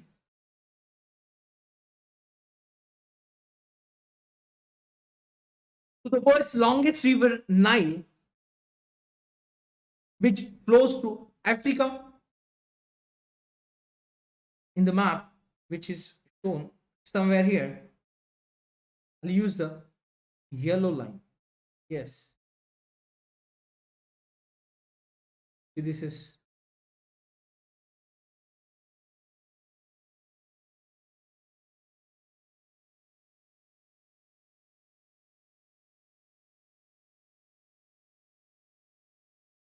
Nile River, which flows through Africa. So friends, the Tropic of Cancer, equator, and the Tropic of Capricorn passes through the Africa. Now moving to the next part, or the next continent, that is North America. Now friends, North America is the third largest continent of the world after Asia, Africa. It is linked to the South America by very narrow strip. This one. So, the strip of land which called the Isthmus of Panama, and the continent lies completely in the northern and western hemisphere.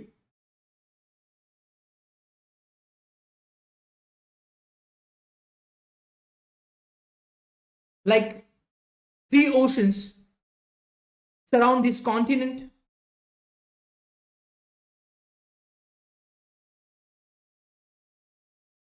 Now,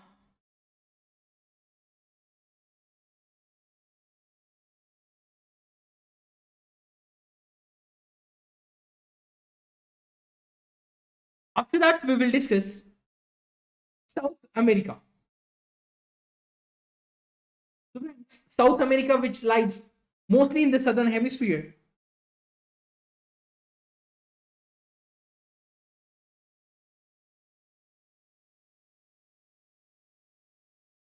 Yes. So there are two oceans around it on the east and the west.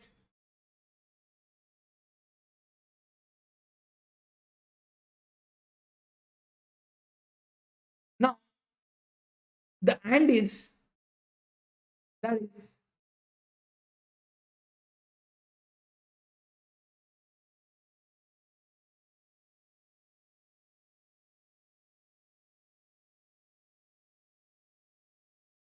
world's longest mountain range, Andes, world's longest mountain range, which runs through its length from north to south. So the South America has the world's largest river, that is the Amazon.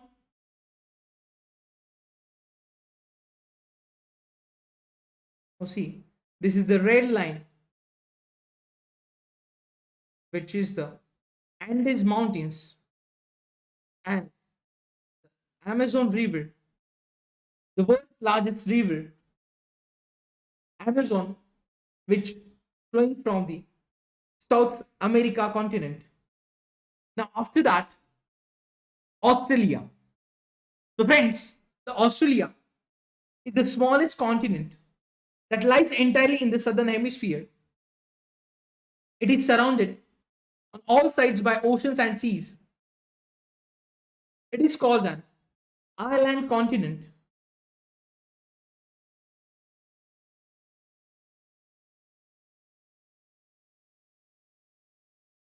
Yes, island continent.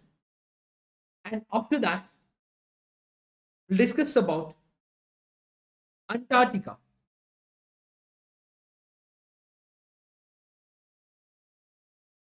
So, friends, the Antarctica, which is completely in the southern hemisphere, is a huge continent. The South Pole lies almost at the center. Yes, the South Pole, which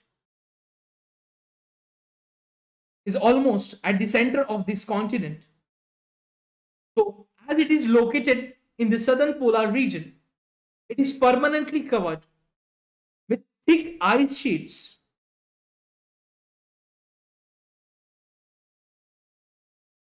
Yes, thick ice sheets. There is no permanent human settlements. Many countries have research stations in Antarctica. So, India also has research stations there. So, these are the Maitri and Dakshin Gangotri.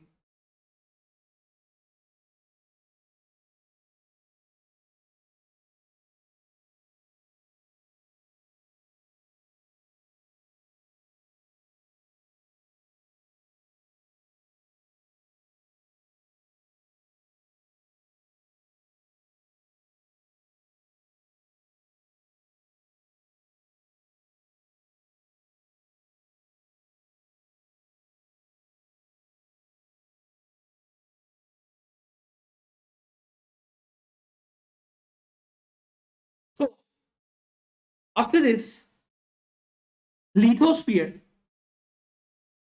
will study about the Hydrosphere. Before that, friends will see the estimates and strait.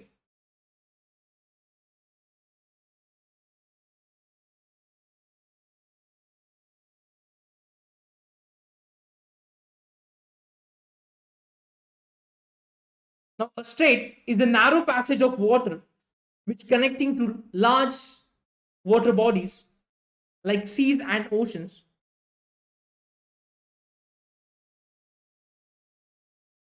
So,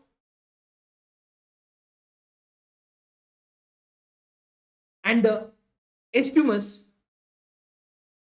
which is a narrow strip of land which joining two land masses. So this is the difference between straight, straight and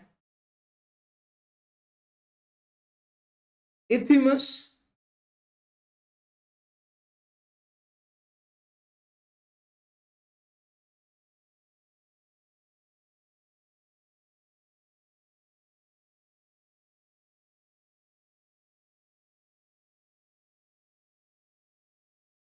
Now,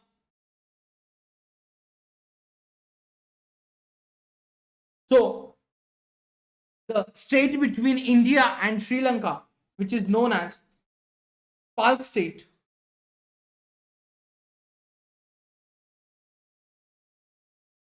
which connecting two large water bodies,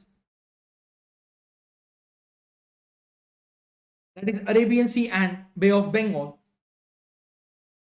And isthmus is a narrow strip, that is land of Panama.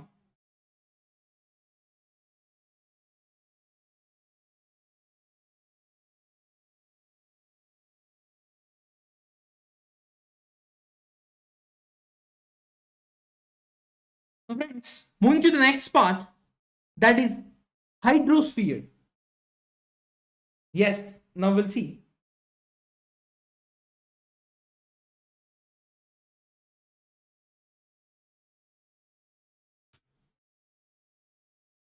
So the Earth is called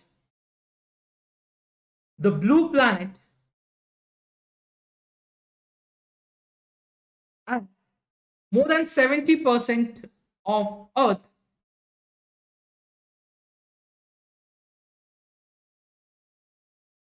more than 71% of the Earth is covered with water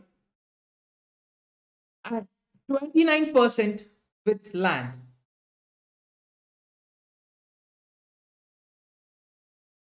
And 29%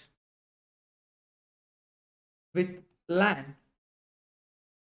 So, hydrosphere consists of water in its consists of water in all its forms,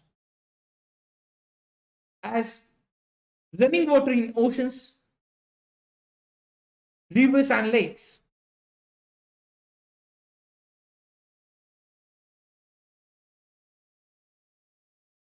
Then ice in glaciers, underground water,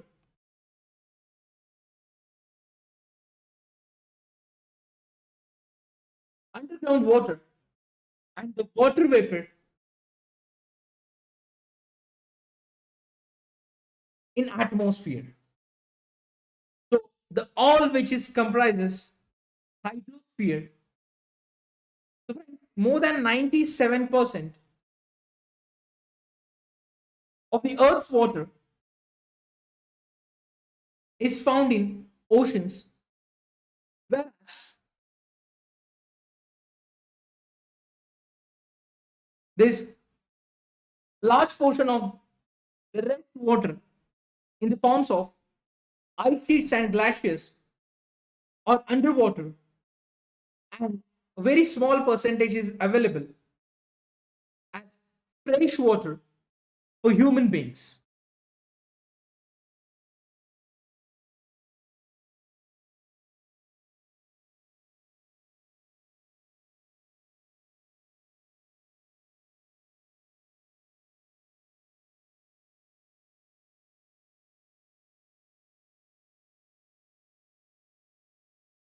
Now friends, we'll see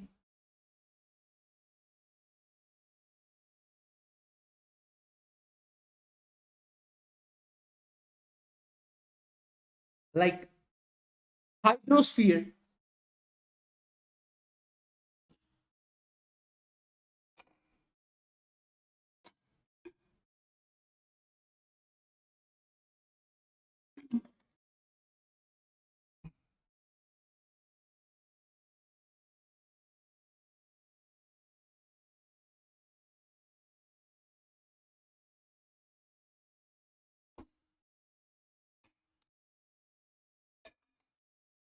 Now, friends, the 97% of the Earth's water is found in the oceans, which is too salty for human use,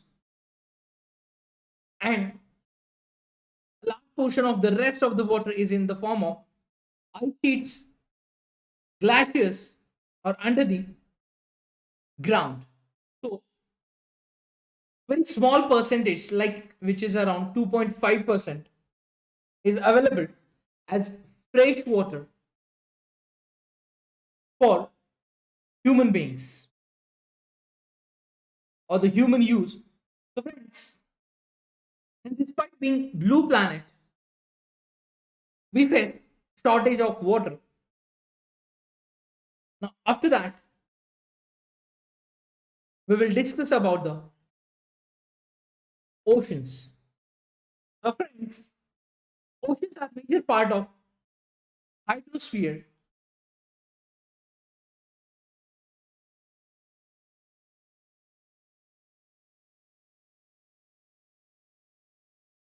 They are all interconnected.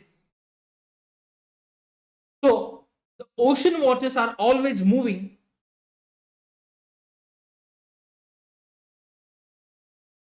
The three chief movement of ocean waters are the waves, then tides, and the ocean currents. So movements of the ocean waters are the waves, tides, and ocean currents. The five major oceans are the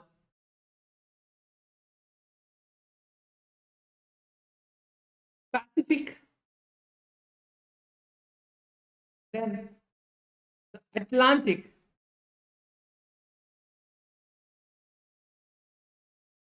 then Indian Ocean,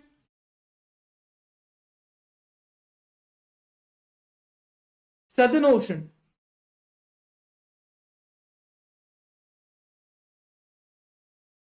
and Arctic Ocean.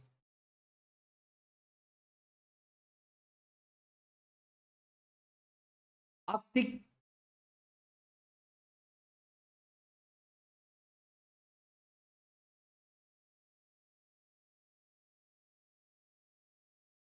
Arctic Ocean.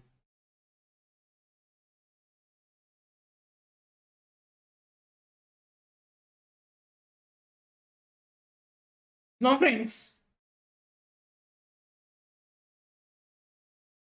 the Pacific Ocean is the largest ocean. It is spread over one third of the Earth. Mariana Trench, the deepest part of the Earth, which lies in the Pacific Ocean. The Pacific Ocean is almost circular in shape. So, Asia, Australia,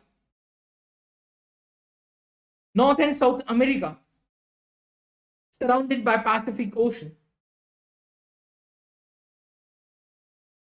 Now, friends, the Atlantic Ocean is the second largest ocean in the world. So, it is S-shaped.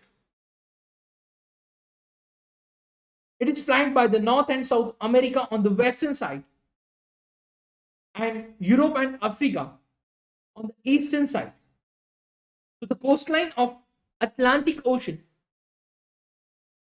is highly indented, and this irregular and indented coastline provides ideal location for natural harbors and ports.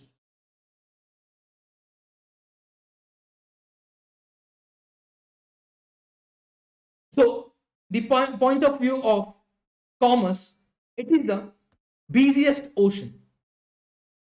Now, after that, the Indian Ocean is the only nation, correction. After that, Indian Ocean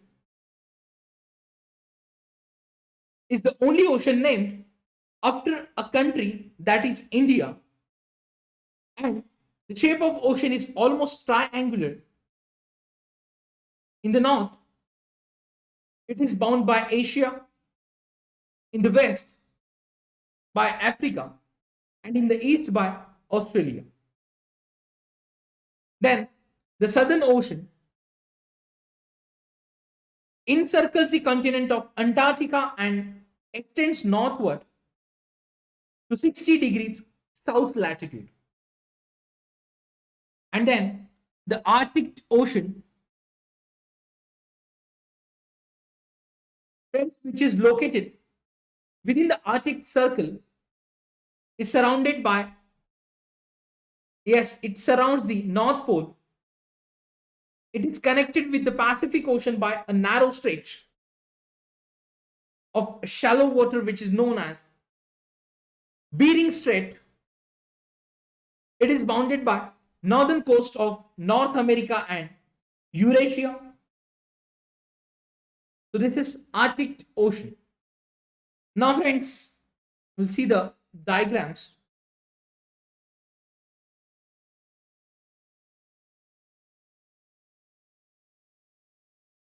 Now see the indented coastline by, yes, in Atlantic Ocean.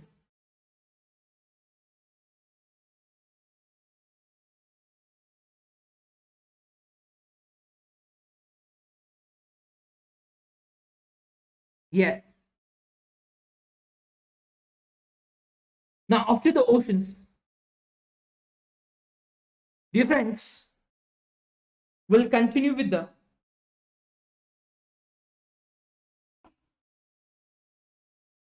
next point, that is atmosphere.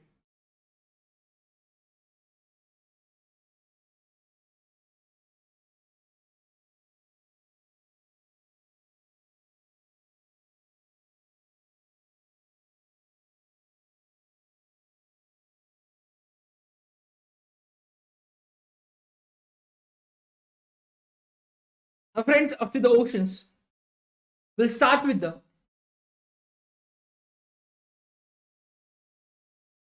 atmosphere. The earth is surrounded by a layer of gas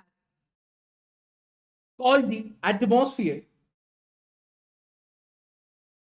The thin blanket of air is an integral and important aspect of the planet.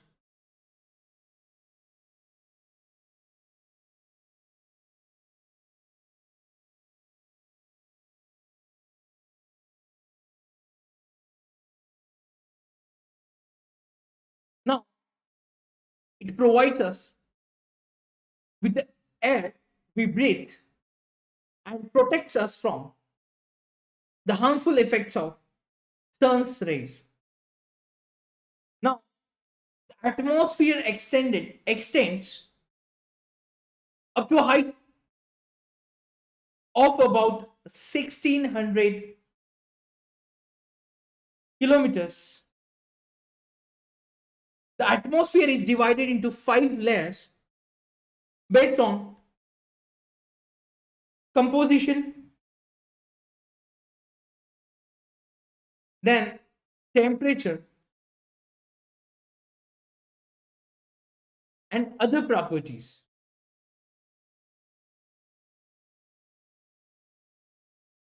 Now, these layers starting from Earth's surface are called troposphere. See the diagram.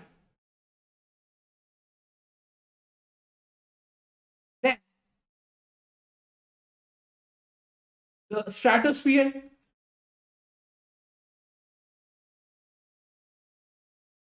mesosphere, thermosphere, and exosphere.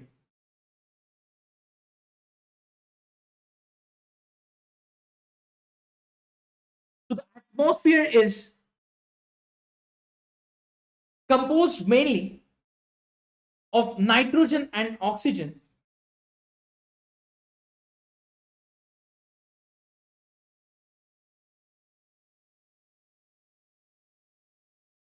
which make up about 99%, and other gases like carbon dioxide, argon, and others, which comprise 1% by volume. So oxygen is the breath of life, while nitrogen helps in the growth of living organisms. Now, carbon dioxide, through present in minute amount, is important as it absorbs heat radiated by the earth, thereby keeping in the planet warm. It is also essential for the growth of plants. Now, the density of the atmosphere, which varies with height,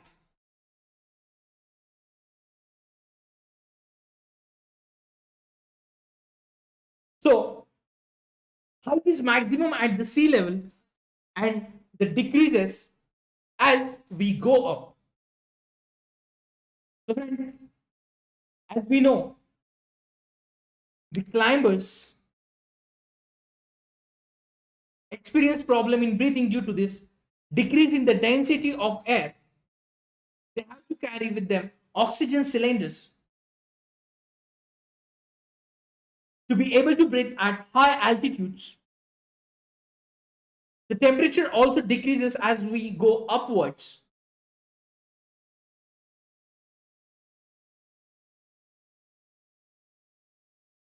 So oxygen deficiency is there at the high altitude.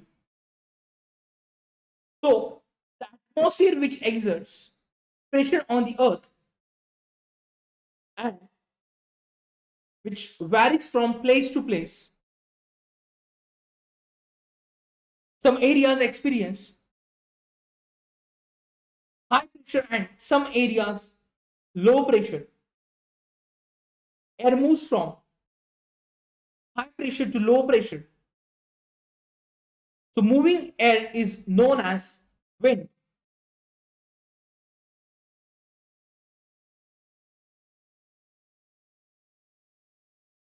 So friends, moving air is known as wind.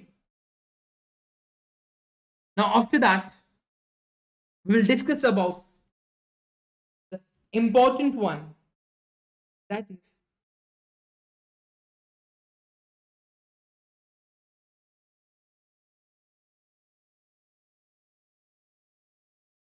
biosphere. That is the domain of life. Now friends, the biosphere is the narrow zone. So it's the narrow zone of contact between the land, water, and air.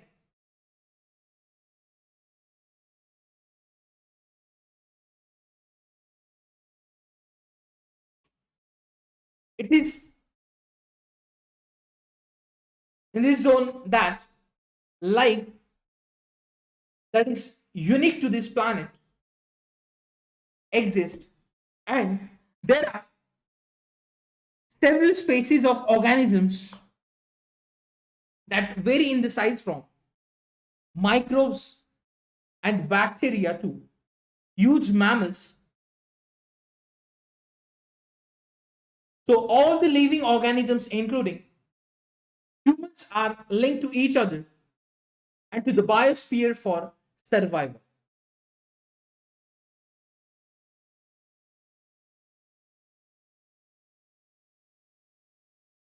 Now, friends, the picture is showing the perfect biosphere. Now, the organism in the biosphere may broadly be divided into the plant kingdom and the animal kingdom. The three domains of Earth which interact with each other and affect each other in some way or the other. Like example, cutting of forests for fulfilling our needs of wood or clearing land for agriculture may lead to fast removal of soil from slope. Similarly, Earth's surface may be changed due to natural calamities like earthquakes. So there could be submergence of land.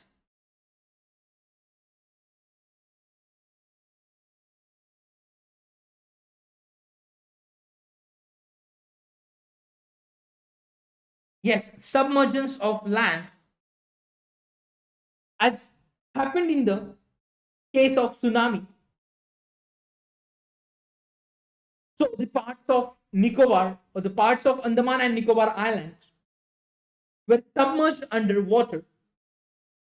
So discharge of water or the discharge of waste material into lakes and rivers makes the water unsuitable for human use. It also damages other forms of life.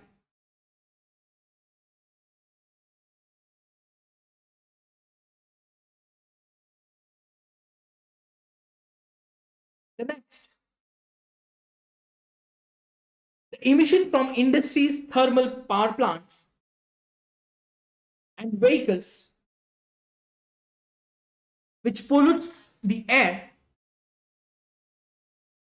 So carbon dioxide is an important constituent of air, but increase in the amount of CO2 leads to increase in global temperature. Yes, global temperatures. So this is the term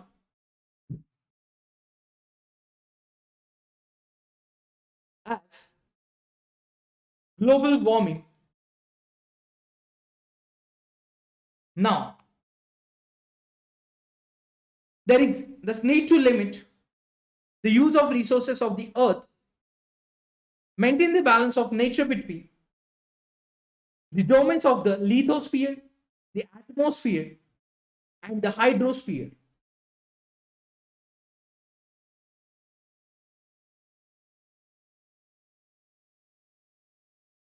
So friends, this is all about the major domains of the earth.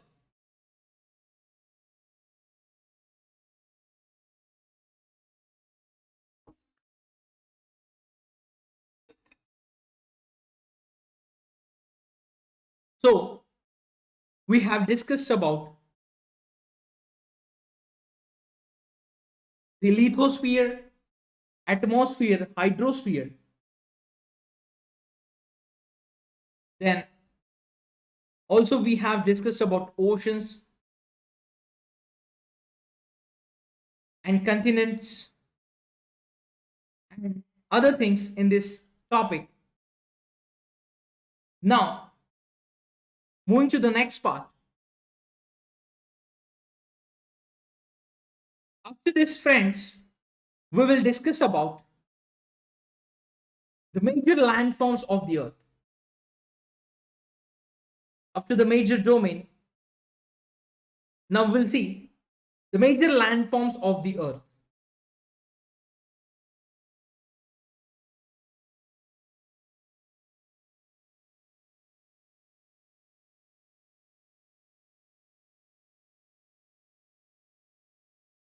Let's start major landforms of the earth.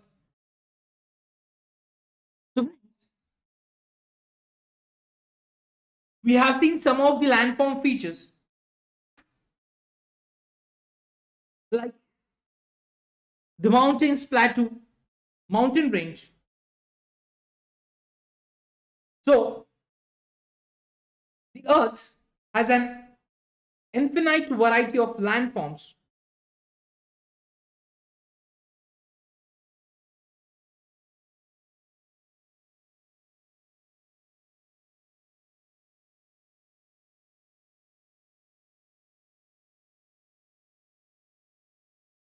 So, like some parts of the lithosphere may be rugged and some flat.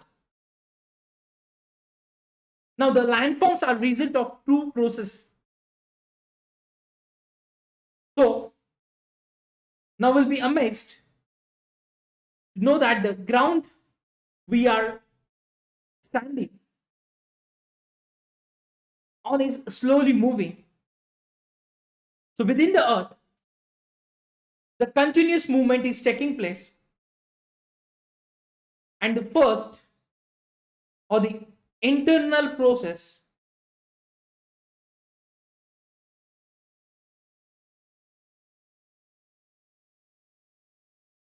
leads to the upliftment and sinking of the earth's surface at several places.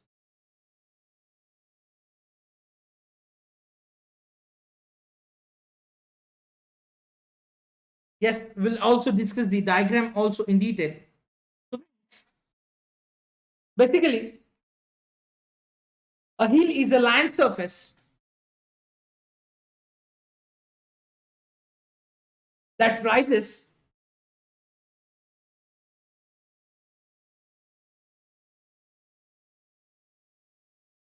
higher than the surroundings area.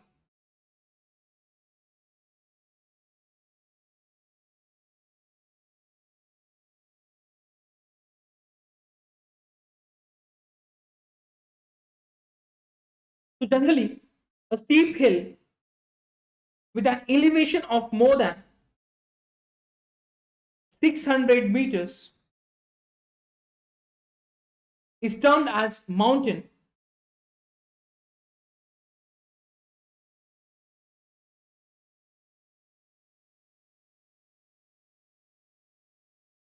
So, name like as we know the as we have also discussed the few mountains and mountain range. Now, see the landforms like mountain range, mountain plateau, lake, river, plain, peninsula, distributary, strait, island, basin, hill, coast, isthmus. Now, friends, the first is the internal process, and now second is the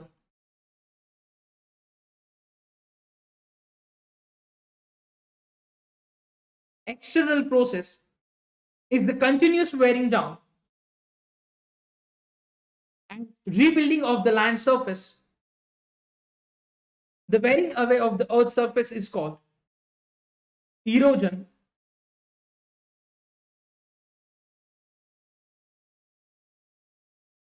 The surface is being lowered by the process of erosion and rebuilt by the process of deposition.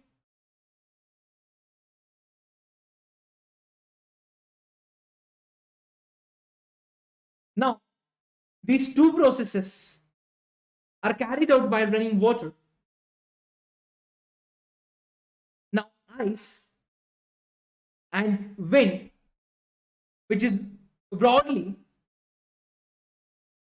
we can group into different landforms.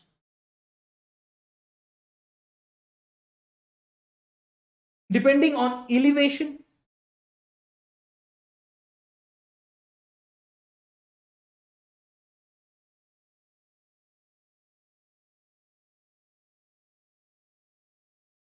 slope, like mountains, plateau, and plains. So first of all, we will discuss about the mountains. Now, friends, a mountain is any natural elevation of the a mountain is any natural elevation of the earth's surface. The mountains may have small summit and a broad base. It is considerably higher than the surrounding area, and some mountains are even higher than the clouds. Yes, some mountains are even higher than the clouds. As we go higher, the climate becomes colder. So friends, in some mountains, there are permanently frozen rivers of ice. They are called glaciers.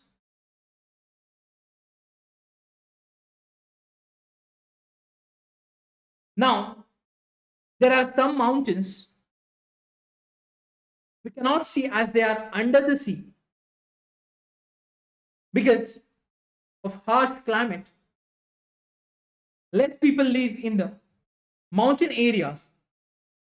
So since the slopes are steep, less land is available for farming.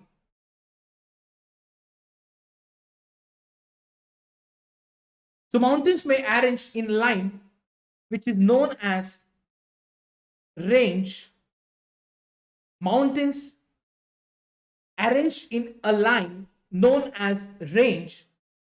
So many mountain systems consist of a series of parallel ranges which extending over hundreds of kilometers. The Himalayas, the Alps, and Andes are mountain ranges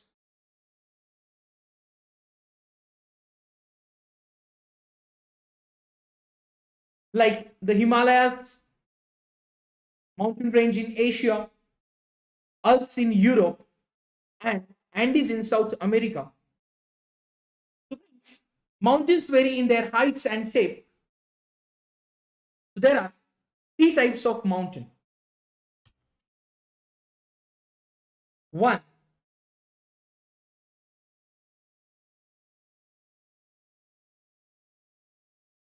fold mountains.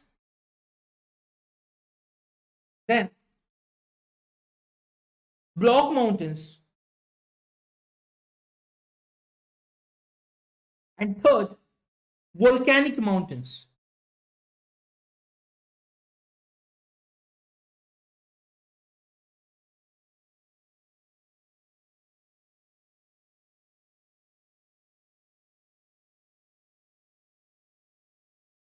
Now, friends, fold, block, and volcanic mountains. So, the Himalayan mountains and the Alps are young fold mountains.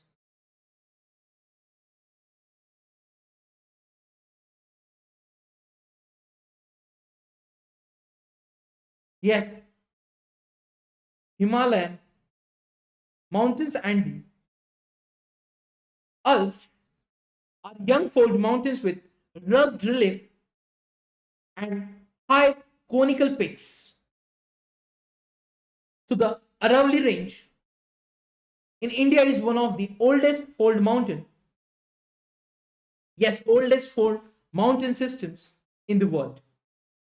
Now, the range has considerably worn down to the processes of erosion.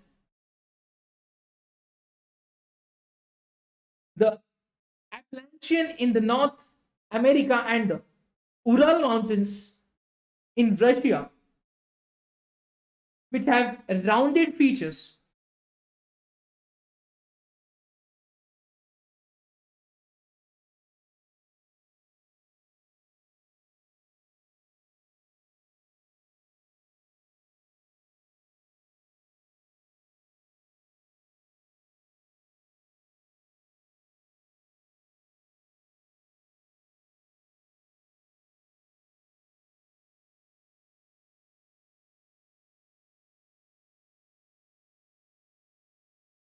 Now, these mountains have rounded features and low elevation. So, they are very old fold mountains.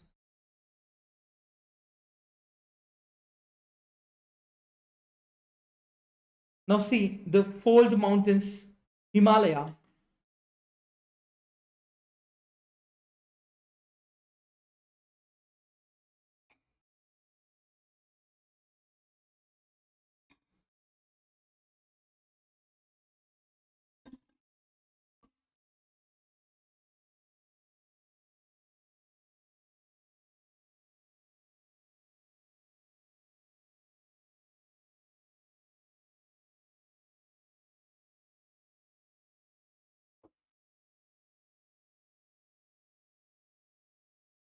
This is the crust and fold mountain. Now friends, then we'll see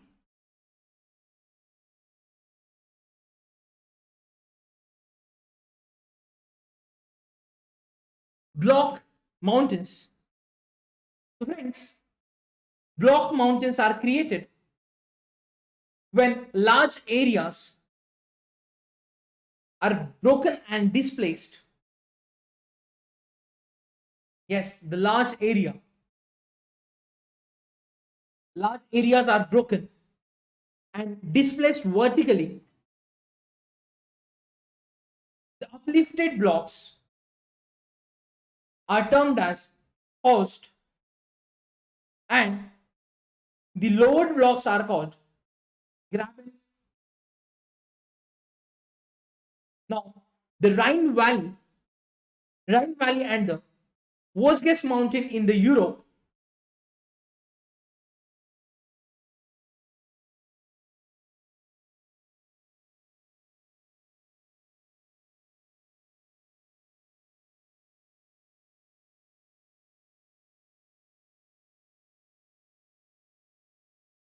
Vosges Mountain in Europe are examples of such mountain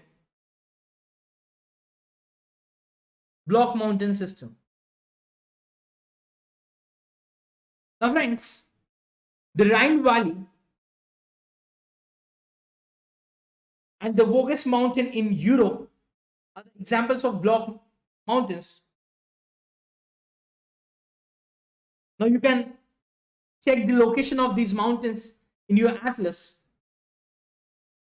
Now friends, volcanic mountains are formed due to volcanic activity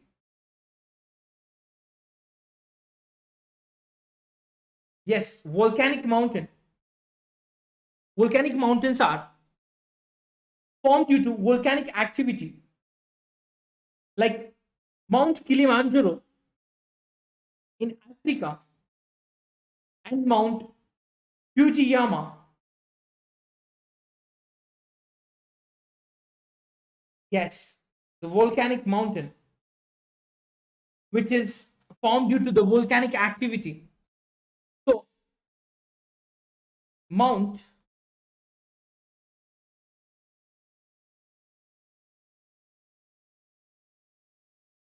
Kilimanjaro in Africa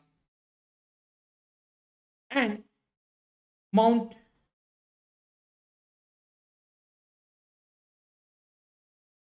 Fujiyama in Japan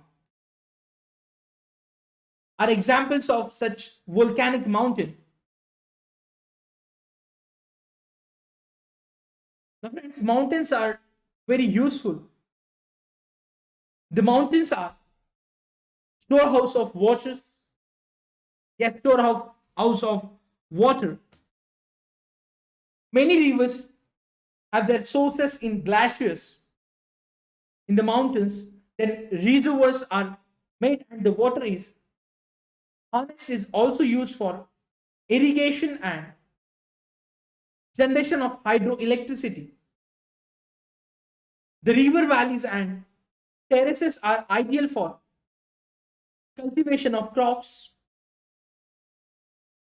Mountains have a rich variety of flora and fauna. So the forest provides fuel for the shelter and other products. So before moving to the further part, friends, we'll just see the volcanic mountain.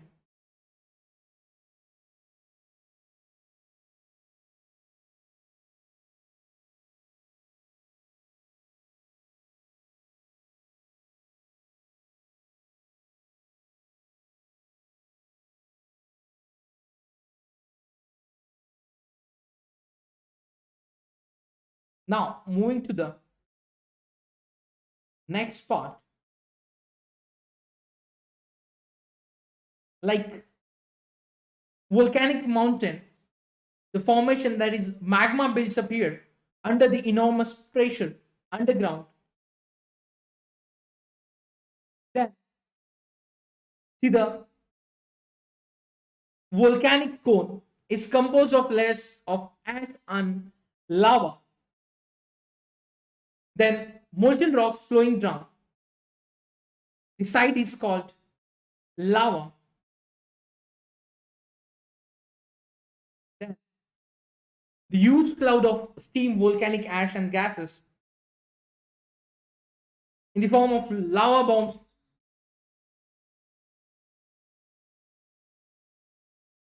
So, this is the volcanic eruption or the formation of volcanoes.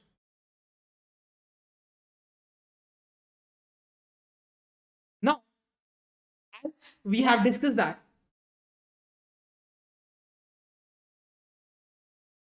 the forests provide fuel, then fodder, shelter, and other products like gum, resins, and much more. So, again, mountains provide an idyllic site for tourists. So, tourists visit the mountains for the scenic beauty. Several sports like paragliding, hang gliding, river rafting, and skiing are popular in the mountains. Now, you can also make the list of the various sports famous in Himalayan region. Now, after that, friends, we'll discuss about plateau.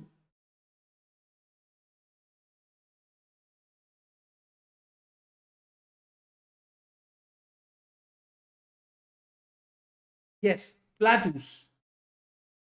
So, friends, a plateau is an elevated flatland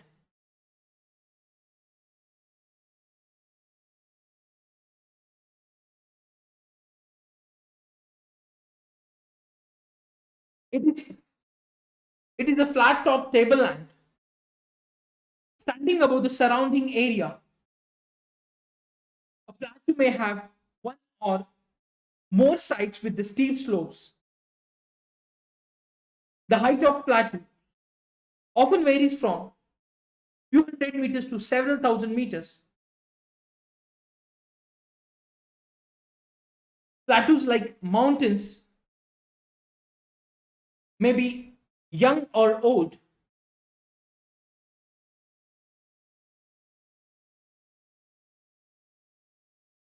Like the Deccan Plateau in India is one of the oldest plateau. Yes, the East African Plateau in Kenya, Tanzania, and Uganda, and the Western Plateau of Australia are other examples. Now, the Tibet, as the Tibet Plateau,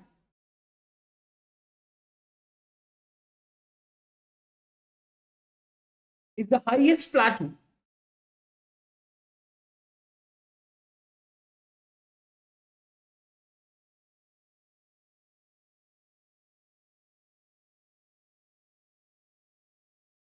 Tibet Plateau is the highest plateau in the world with the height of 4,000 to 600 meters above the mean sea level. So the plateaus are very useful because they are rich in mineral deposits, As a result, many of the mining areas in the world are located in the plateau areas. Then, the African plateau is famous for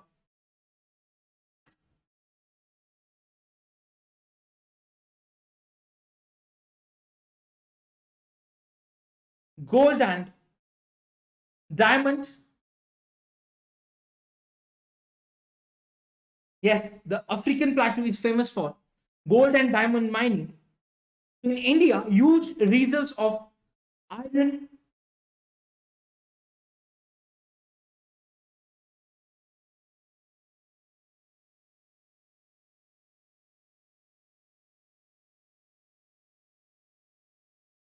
coal, manganese are found in the Chota Nagpur plateau. The plateaus are, or the plateaus areas, there may be several waterfalls as the river falls from the great height, from a great height.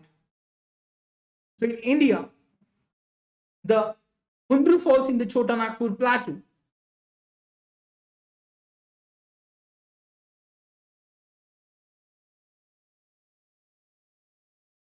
Hundru falls in the Chota Nagpur plateau.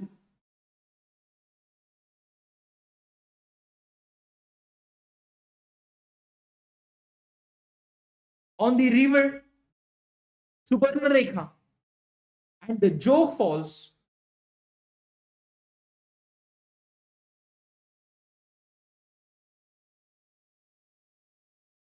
in Karnataka. Yes, Jog falls in Karnataka are examples of such waterfalls. So friends, the lava plateaus are rich in black soil. Yes, lava plateaus are rich in black soil that are fertile and good for cultivation. So many plateaus have scenic spots and are great attraction of tourists.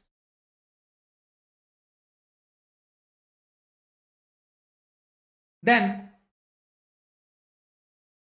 we will discuss after the plateau, we will discuss about plains. So friends, plains are large stretches of flat land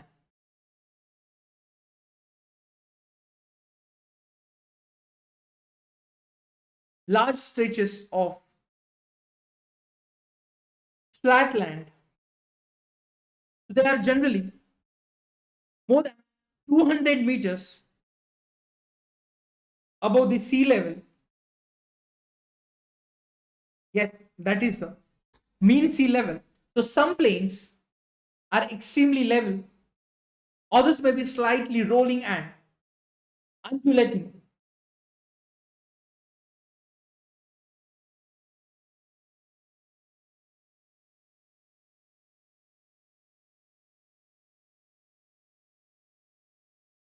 Now, most of the plains are formed by rivers and their tributaries. So when the river flows down the slopes of mountains and erode them. So they carry forward the eroded material and then they deposit their load consisting of stones, sand, and silt along the courses and in their valleys. So it formed these deposits that plains formed. Now, generally, plains are very fertile.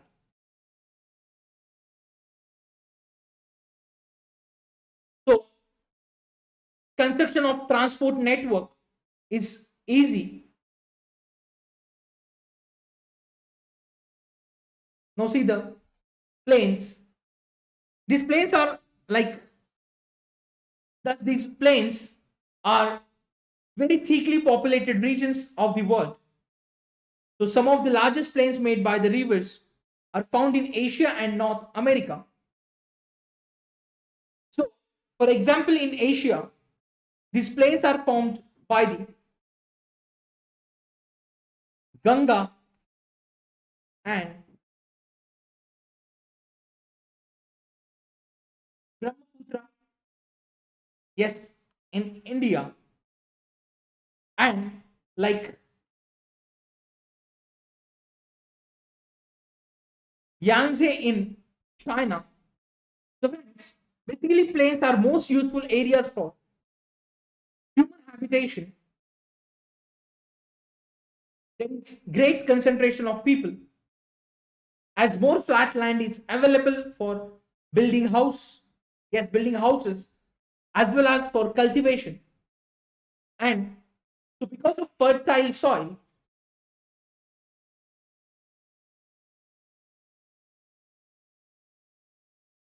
because of fertile soils,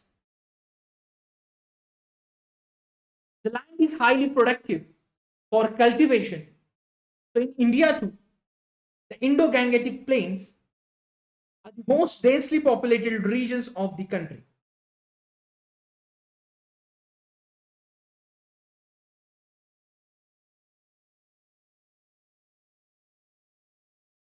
Now, friends, when we are talking about the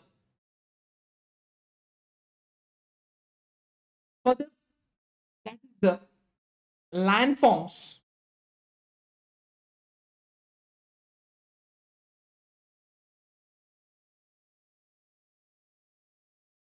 Landforms and the people in the next session. So just have a recap what we have covered today.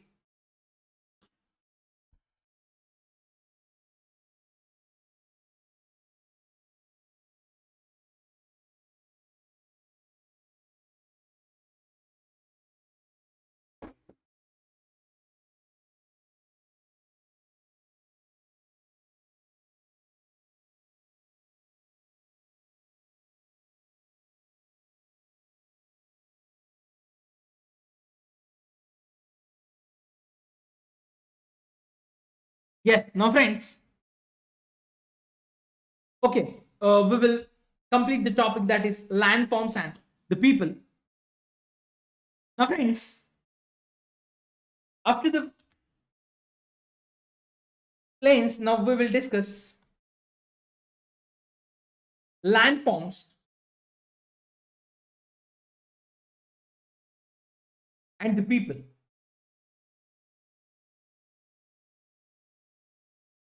Now friends, humans have been living on different kinds of landforms in different ways.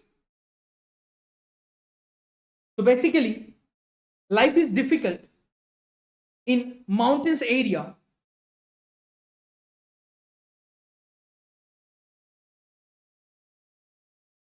Then plains provide much better conditions. It is easy to grow crops.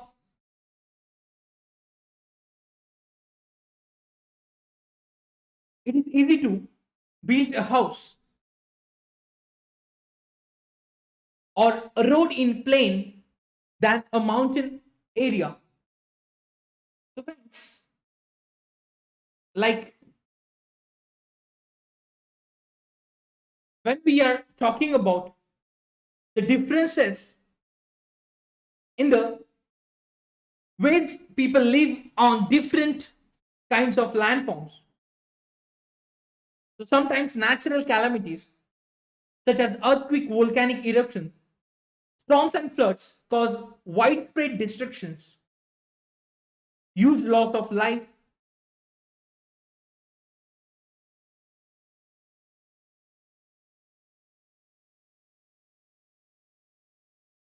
yes, huge loss of life and property takes place due to these natural calamities. So by creative awareness about such incidences, we may lower the risks. Now also we can find out the use of land and water surroundings. And also we use the land in a wasteful manner. For example, constructing houses on a fertile land And similarly, we throw garbage on land or in water, making them dirty. So, we should avoid using such important gifts of nature in a careless manner. So, friends, the available land is not only for our use, it is our duty to leave the earth a better place for future generations as well.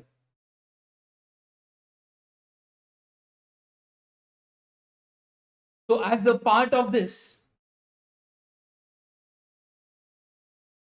friends, are you aware about the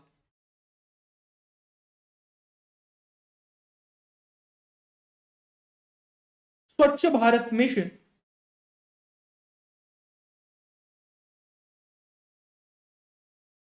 Yes. So, friends, healthy mind lives in healthy body, and for a healthy body, clean environment, particularly clean water, air, and hygienic surroundings, are prerequisites. So, Swachh Bharat mission, which is the government of India program, aims to achieve all these for people. Now, friends, this is all about the major landforms of the earth which connect with our country as well. Yes, now see the polluted river as well.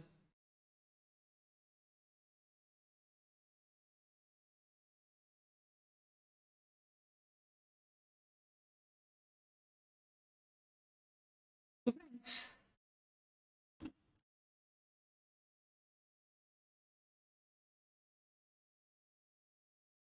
next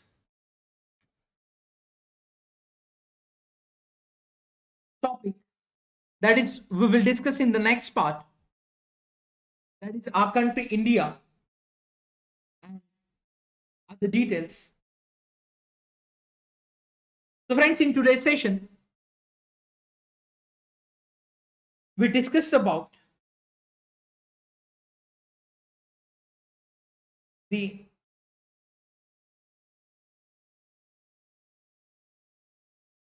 motions of the earth maps, major domains of the earth, and major landforms of the earth. So, we have started from the longitudes part, and we have covered the motions of the earth maps, major domains of the earth, major landforms of the earth. Now, friends, related to the our country India and Indian climate, vegetation, and wildlife, we will discuss in the next session, and will also continue with the next NCRT, that is our environment, in the next session. So, this remaining topic we will cover in the next session. So, friends, that's it for today's session. You can revise what we have covered. Now, friends,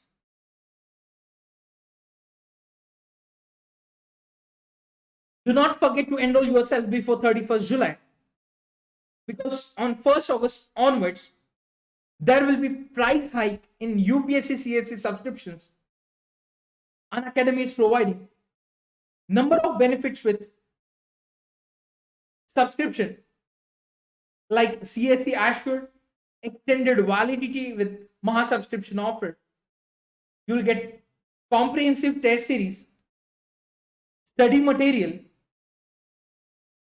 and also no cost EMI and loan facilities. You can apply for this through this link. Yes, friends, you can also enroll yourself for Unacademy Combat. We are conducting on every Sunday morning 11 a.m. Yes, we have started new batches from 28th July. As per your convenience, you can join these batches, and free test series for all aspirants. So, friends, here we will cover your general studies and current affairs part. So you can use referral code RBI Life to unlock the test. So friends, in the next marathon session, we'll continue with the remaining part and we'll start next NCRT also. Now, last but not the least, do not forget to watch our special classes on Unacademy app, which is free for all aspirants. You can install Unacademy app. Yes, you can download Unacademy app and start watching special classes absolutely free for all. So you can use referral code RBI Life to watch free content on Unacademy app. So friends, that's it for this marathon series. Do not forget to like, share and subscribe Unacademy videos. Keep studying, keep revising. Stay home, stay safe